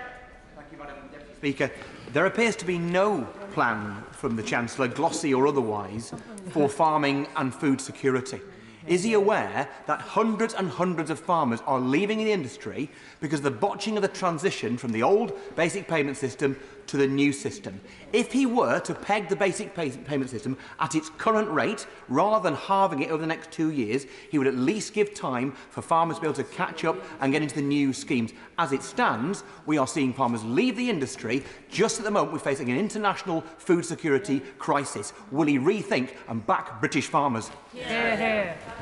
Well, Madam Deputy Speaker, as the honourable gentleman knows well, given we are constituency neighbours, there's plenty of farmers that I also represent and listen to their concerns. The Agriculture Secretary is doing an excellent job of transitioning from the old system to new. What I can say is that the overall funding for farming has been protected by this government, and the same level of funding is available as we promised it would be. And I want to see more British food grown here, and I want to see us supporting British food. Of course I do, Madam Deputy Speaker, and I think the British public will as well. Mike Wood. Madam Deputy Speaker, the Shadow Chancellor quoted money-saving expert Martin Lewis's comments from before the spring statement, but since the statement he's written that £3,000 rise of threshold to £12,570 is a gain of £330 a year and more than offsets the rise for many on lower incomes. Good call. Just what proportion of workers will now be getting more money from the higher threshold than they pay in the health and social care levy? Well, I'm grateful to my honourable friend for sharing that helpful tweet with the House. But I would say to him the number he's looking for is 70%. 70% of workers will pay less because of the increase in thresholds, even taking into account the new levy, and that's why this government is on the side of hard-working British taxpayers. Kate Green. I don't think the Chancellor understands the depth of despair and fear among the very lowest income households in this country. Those, for example, whose incomes were already below the thresholds for national insurance or tax. Those who have to rely on social security benefits because they're not able to work because of caring responsibilities or health or disability. To uprate benefits by less than half the rate of inflation at the same time as families face particular pressures on paying for the basics, energy and food, will simply leave those families destitute. Will the Chancellor please heed the calls from around the House this afternoon and look again at his benefits uprating policy? So, Madam Deputy Speaker, with regard to those who are most vulnerable, as I said earlier, we're providing an extra £500 million, doubling the size of the Household Support Fund. Local authorities are best placed to direct that funding, but we do want to support people into work, and that's why I'm proud of the record we have. Christy Buchan. Thank you, Madam Deputy Speaker. I warmly welcome the tax cuts announced today, especially with the focus on low and middle earners. I note that the OBR has said today that interest payments on debt will quadruple next year. Does my right honourable friend agree with me that with interest payments on our debt at £80 billion, that we do need to maintain discipline on spending going forward? My honourable friend makes an excellent point. She's absolutely right. The increase in debt payments is historic. And it gives a glimpse of what some of the risks facing us going forward are. That's why it's right that we maintain headroom against our fiscal rules, and the best way to do that in order to deliver a lower tax economy is to remain very disciplined on further public spending. Dave Dugan. Thank you, Madam Deputy Speaker. The Chancellor of the Exchequer has detailed a small number of fiscal interventions, and they'll have a small mercy for the poorest in our society. But can I ask his advice on what families with a child suffering from a life-shortening condition will receive as a result of his measures today? Because children suffering from life-limiting conditions are often at home, where they need to be kept warm 24 hours a day, 7 days a week, often with specialist equipment running. And the children's hospices across Scotland Charity is receiving alarming calls from people whose energy bill estimates are going up in the region of £268 to £720 a month. What hope for them, Chancellor? Madam Deputy Speaker, in the spending review in the autumn, we announced record funding settlements, not just for health, but across the board, and that resulted in Barnett consequences of, from memory, about £4.5 billion annually for the Scottish Government, which obviously they can use to support their local communities in the way that they feel best. And again, there's been further Barnetts today as a result of the Household Support Fund. Paul Bristow. With a 5p cut in fuel duty, lifting the national insurance threshold and a plan to cut income tax, will my right honourable friend reiterate that this government is a tax-cutting government? On us, on this side of the House, we trust people how best to spend their own money. Well, my honourable friend makes an excellent point, and he's absolutely right. We want people to be able to keep more of their own money. The plans announced today, the tax plan, represents the biggest net cut to personal taxes in a quarter of a century, proving that we very much are on the side of hard-working British people. Ellie Reeves. Thank you, Madam Deputy Speaker. Many of my constituents are having to choose between putting food on the table or heating their homes. And at my local food bank last week, staff told me that they were facing levels of demand they had never seen before. Meanwhile, the boss of BP's salary has increased to almost £4.5 million. Surely the Chancellor must see that it's time for a windfall tax on oil and gas to tackle rising energy bills.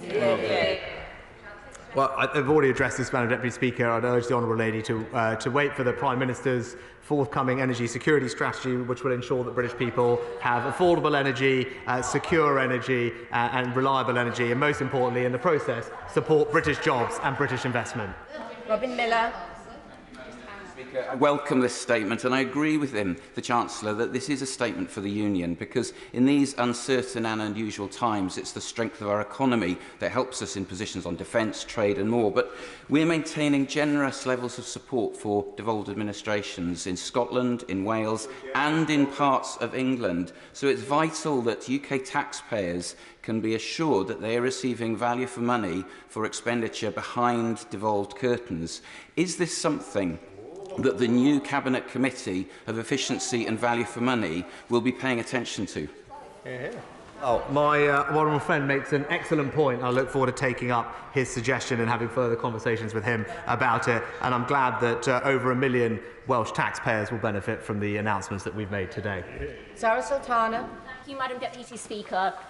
The richest member of Parliament just spoke about how he understands how the cost of living crisis is impacting millions of people.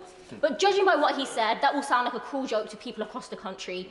Energy bills are rocketing, while fossil fuel giants BP and Shell are set to make £40 billion in profits this year. So why has the Chancellor refused to introduce a windfall tax on these companies to fund the restoration of the old, lower energy cap? Is it, Madam Deputy Speaker, because he would rather squeeze the livelihoods of ordinary people than the profits of the super rich? So, Madam Deputy Speaker, with regards to the livelihoods of ordinary people, they've just received a £330 tax cut today, Madam Deputy Speaker, and a discount on their fuel bill, with more tax cuts to come. This government is on the side of hard-working British families. Matt Vickers. Thank you, Madam Deputy Speaker. I just wanted to ask about that national insurance threshold change. The one that Martin Lewis has described as the big one. Can my right honourable tax-cutting friend confirm that this will result in an actual tax cut for more than 30 million people, and in fact anyone who earns less than £35,000. Well, my honourable friend and constituent neighbour is absolutely right. I thank him for his support. Not only will this put £330 in the pockets of 30 million hard-working British families, including many in Stockton South, but it also means that 70% of workers will be better off even accounting for the new health and care levy. Stephen Kinnett. Thank you, Madam Deputy Speaker. In his reply to my honourable friend, the member for Sheffield South East on steel, the Chancellor talked a lot about the steel compensation that's been paid. Whilst that is of course welcome, the fact is that British steelmakers are still paying 61% more than their German competitors. Steel is a foundational industry that is about good jobs, about decarbonisation, about our sovereign capability. So why is there absolutely nothing in this statement for our steel industry? Well, Madam Deputy Speaker, we have existing programmes in place to support our energy-intensive industries, and we remain in close dialogue with all companies in all sectors. But I would say our track record in supporting industry is strong, Madam Deputy Speaker, and we continue to create jobs and make sure that British workers are well supported. French. Thank you, Madam Deputy Speaker. I welcome the Chancellor's announcements today, which will help people across Old Bexley and Sidcup with the cost of living and support local businesses as our local economy recovers. However, in stark contrast to these announcements today, people in outer London areas such as Bexley have faced an eye-watering 8.8% increase in the Labour Mayor of London's council tax precept, which we continue to see little benefit from.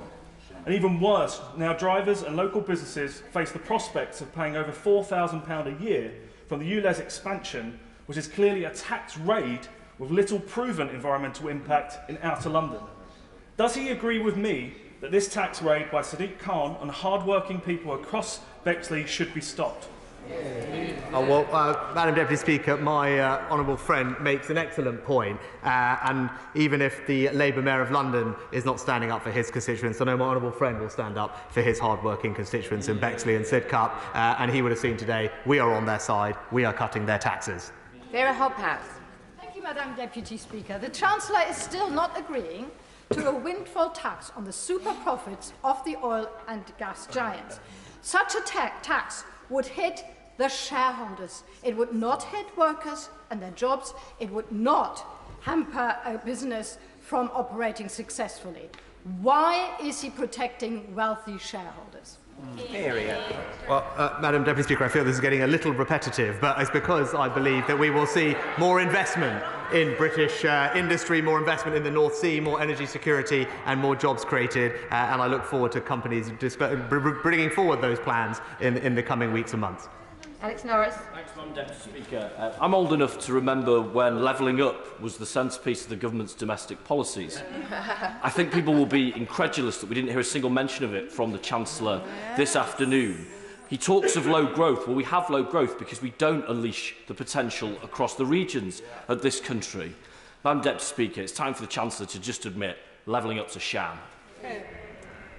Well, no, Madam Deputy Speaker, in fact, the Levelling Up Secretary's white paper was warmly welcomed, I think, from actually many colleagues across this House, and indeed more broadly, is backed up by tens of billions, not hundreds of billions of extra funding, and indeed it's seen in our employment growth, Mr. Speaker, which has been strongest in those regions outside of London and the South East. Florence Eshalomi. Thank you, Madam Deputy Speaker. The Chancellor reconfirmed the business rate discount for businesses up and down the country to the rateable value of £110,000. For a number of businesses in my Vauxhall constituency, they do not qualify for that. There are a number of businesses across London will not receive any benefit, did not receive any benefit during the pandemic. One of the key areas that the Chancellor could help those businesses, not just in Vauxhall, but many businesses, is around the VAT cuts for businesses and tourism. We've seen record numbers of people not coming back to the tourism sector. Will the Chancellor agree that that permanent 12.5% cut will help those businesses get back on their feet? Well, actually, Madam Deputy Speaker, all the statistics show that the hospitality industry is actually recovering very well. Cash balances are healthy, business insolvencies are down. That is in part thanks to the support that we have put in place excuse me, behind that industry. But I do think the uncapped business rate discount will provide support to hundreds of thousands of businesses, and it's right that we target support on those who need our help most, whether it's businesses or families and individuals. Patrick Grady. Madam Deputy Speaker, is the humanitarian funding that he's announced for Ukraine in addition to aid flows already planned within the 0.5% budget, or is it going to have the effect of squeezing already planned expenditure elsewhere in the FCDO? Madam Deputy Speaker, all ODA announcements are handled by the Foreign Secretary. Of course, within the overall budget, there is always contingency and space for humanitarian disasters that happen on an annual basis that can't be foreseen. So it's not a question of squeezing other things out at all. It's part of planned spend. Chris Bryan.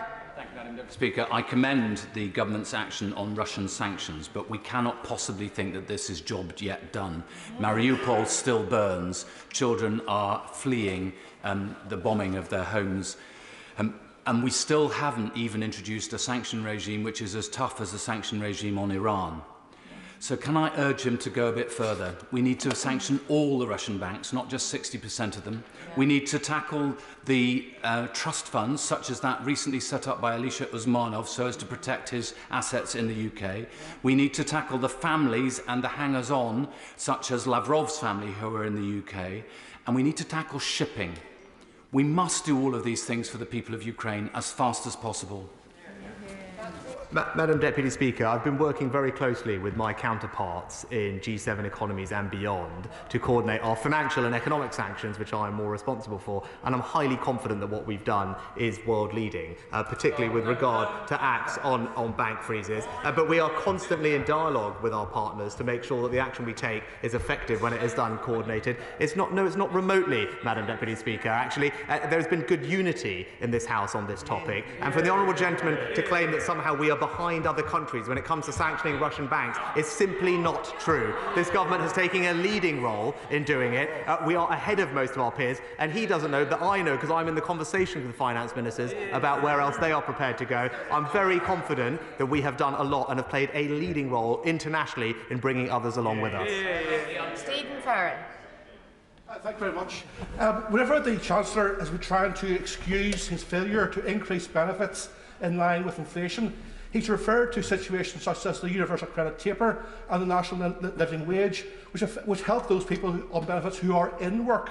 However, does the Chancellor recognise that the majority of people on benefits in the UK are not in work, and there's nothing in this budget to help them? I think the honourable gentleman missed the Household Support Fund announcement, which is specifically for local councils to help those who are most vulnerable. And there are many of those people who are not currently in work, Madam Deputy Speaker, but with the right support, care and attention can be supported into work, and that is also what this government is spending a lot to do. Barbara Keeley. Thank you, Madam Deputy Speaker. Today the Welsh Government has announced a £500 payment to unpaid family carers to recognise their commitment during the pandemic. Unpaid carers in Scotland already receive carer supplement. Meanwhile, carers in England get a miserly carers allowance, increasing only by £2 this year. Not only does this mean that the sacrifice and commitment of unpaid carers in England is going unrewarded, but carers are being driven further into financial hardship. How many more need to be pushed into poverty before this government acts to value carers and give them the targeted support they deserve? Well, Madam Deputy Speaker, we do value carers. There are fewer people in poverty today than when we first came into office. And again, yes, that is 1.7 million people fewer in absolute poverty than before, than 2010, after housing costs. But also, Madam Deputy Speaker, we have created today, or topped up the Household Support Fund to provide support to those most vulnerable who need help. Sam Terry. Thank you, Madam Deputy Speaker. This week it was revealed that 75% of people in my constituency in Ilford South are struggling to pay for basic groceries. Today, after this statement, the OBR's analysis has said that we're now facing the largest fall in disposable incomes since the 1950s. I'd like to ask, Madam Deputy Speaker, whether the Chancellor might visit my constituency, sit down with the people that use that food bank, many of which are in work, and understand just how little the policies announced today are going to do anything to support them, get them into work and allow them to live with dignity in their communities.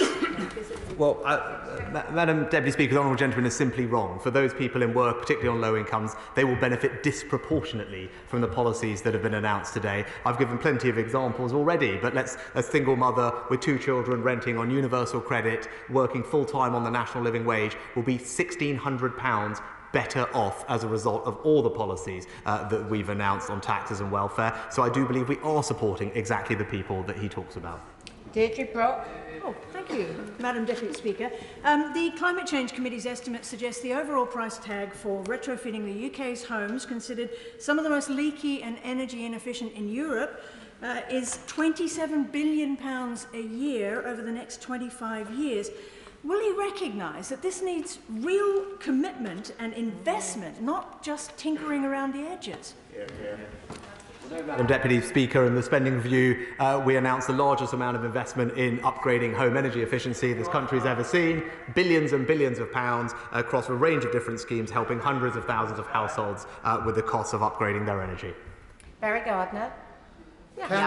Can the Chancellor explain why it is that in the fifth richest country in the world, under his stewardship, this morning's news reported that a mother would not accept potatoes from a food bank because she didn't have enough money to boil them? Shame on you. Shame. Well, Madam Deputy Speaker, I'm very sorry to hear that, and I'm hopeful that, in fact confident, that the policies we announced today will help those who are most vulnerable. In the same way that we have over the last 2 years, we've made sure that we stand by the British people, and that's what the policies announced today do. Karen Smith. Thank you, Madam Deputy Speaker. I'm old enough to remember the rampant inflation of the 1990s as I started my career. I'm old enough to remember Ted Heath's government when we had to go to the local cafe because we didn't have the lights on in the house. But I'm not old enough to remember Anthony Eden and the 1950s. What does the Chancellor have to say today to pensioners who worked their lives through the 1950s that he is now presiding over the greatest falling living standards since that time? Well, Madam Deputy Speaker, I'm pleased that because of the actions of Conservative-led governments in 2010, the state pension is £2,000 higher today, £700 of that specifically because of the triple lock, showing that this government is on the side of pensioners. Tommy Shepherd. Thank you, Madam Deputy Speaker. So the Chancellor is proposing to cut the value of state social security payments by at least 4% and putting up tax rates for those on average and below average incomes. And yet he refuses even to countenance asking those who have extreme wealth or the corporations that are making obscene profits to pay a little bit more. Isn't the truth, Chancellor, that this is just a plan to increase inequality in the United Kingdom? Well, Madam Deputy Speaker, we are asking companies, especially large successful companies, to pay more. That was announced last year, legislated for, will come into force next year. The corporation tax rate will rise from 19% to 25% to ensure that we do spread the burden fairly in recovering from coronavirus. Emma Lilbuck. Thank you very much, Madam Deputy Speaker. The Household Support Fund only exists because, thanks to this Chancellor, people do not have enough income to eat or pay their bills. With pensions and benefits set to rise by a measly 3.1%, the minimum wage by 59 pence, and inflation peaking at over 7%, today's uplift to the fund is more evidence of his continued failure to protect the hardest hit, isn't it? Madam Deputy Speaker, the national living wage is actually going up by 6.6%. It's one of the highest increases we've seen in the national living wage, and it will mean that someone working full-time on the national living wage earns £1,000 more this year. Jamie Stone. Thank you, Madam Deputy Speaker. The village of Altahara in my constituency is the coldest place in the UK every single winter, and a great number of households in my constituency rely on domestic fuel for their heating. They have absolutely no choice, and right now they're faced with crippling bills landing on their doorsteps. Now, I don't want the Chancellor to feel he has to repeat himself, but I wonder if I could ask, in a spirit of goodwill and cooperation, would the Chancellor agree to me meeting with some of his ministerial team to look at different ways where we could tackle this precise problem, which is hurting my constituents in the coldest part of Britain very badly indeed. So, Madam Deputy Speaker, I'm always happy to hear suggestions from the Honourable Gentleman, indeed, to arrange a meeting for him. I wanted to make sure that those off the gas grid still benefited from the energy package that we put in place in February, and it will work on electricity meters, so that will happen. But as a rural MP myself, I appreciate the issue that he raises, and will happily arrange the meeting for him. Richard Bergen. Thank you, Madam Deputy Speaker. Oil and gas giants are making £900 profit per second, whilst at the same time millions of people are having sleepless nights worrying if they're going to be able to heat their homes. Does the Chancellor think that the right of these firms to make these super profits is more important than the right of people to stay warm? And if not, then surely now is the time for a windfall tax on these profits to fund lowering people's energy bills. Just to remind the honourable gentleman, we do already have a supplementary corporation tax on oil and gas companies. They pay 40% corporation tax. It's twice as much as the rate paid by all other companies. It's right that they do, but also going forward, as the Prime Minister's strategy will outline, we want to see more investment in the North Sea, more British energy security and more British jobs. Ruth Cadbury. Thank you, Madam Deputy Speaker. Private sector tenants on low income in my constituency are facing ever-rising rents, which are, in many cases, well above the local housing allowance levels. These are people on universal credit, many of whom, over half of whom are working families, having to make the choice whether to eat or heat. What assessment is the Chancellor making about the levels of local housing allowance so that my constituents are not having to top up from their non-housing element £200, £300 and £400 a month in order to pay their rent? Well, because of the increases to local housing allowance that this government put in place, Madam Deputy Speaker, for the pandemic and has maintained, about 1.5 million people, the poorest in our society, will have £600 a year more in local housing allowance, which will help.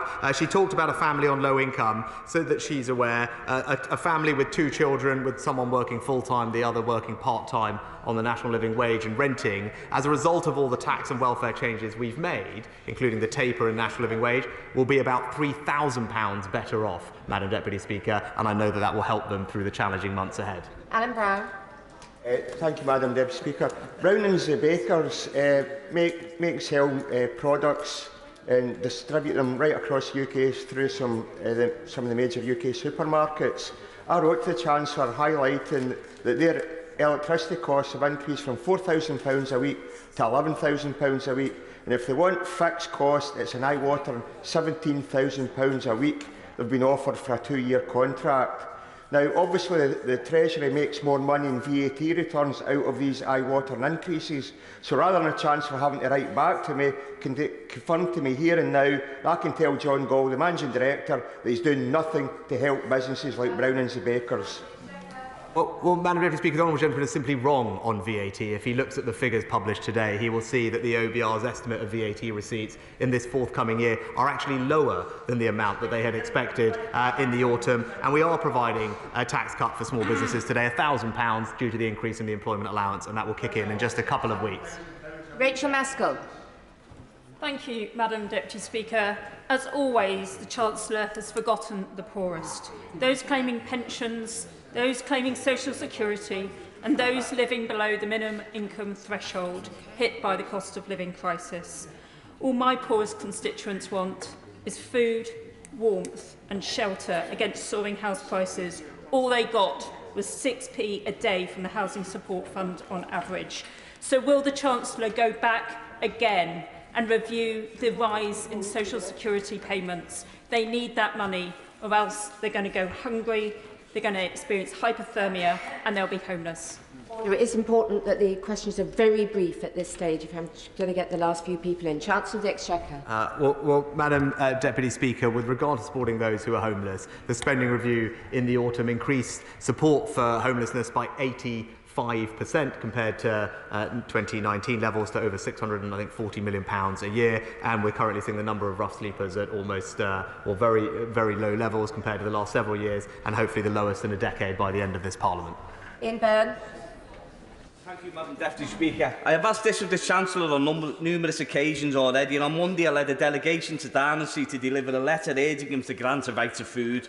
With millions choosing to starve or freeze in their homes because of the cost of living crisis. When will the penny drop with the Chancellor that hunger is a political choice and it's he who controls the levers to eradicate it? So does the Chancellor agree that it is a dereliction of his duty to the security of every household we all serve not to enshrine access to food for all into UK law?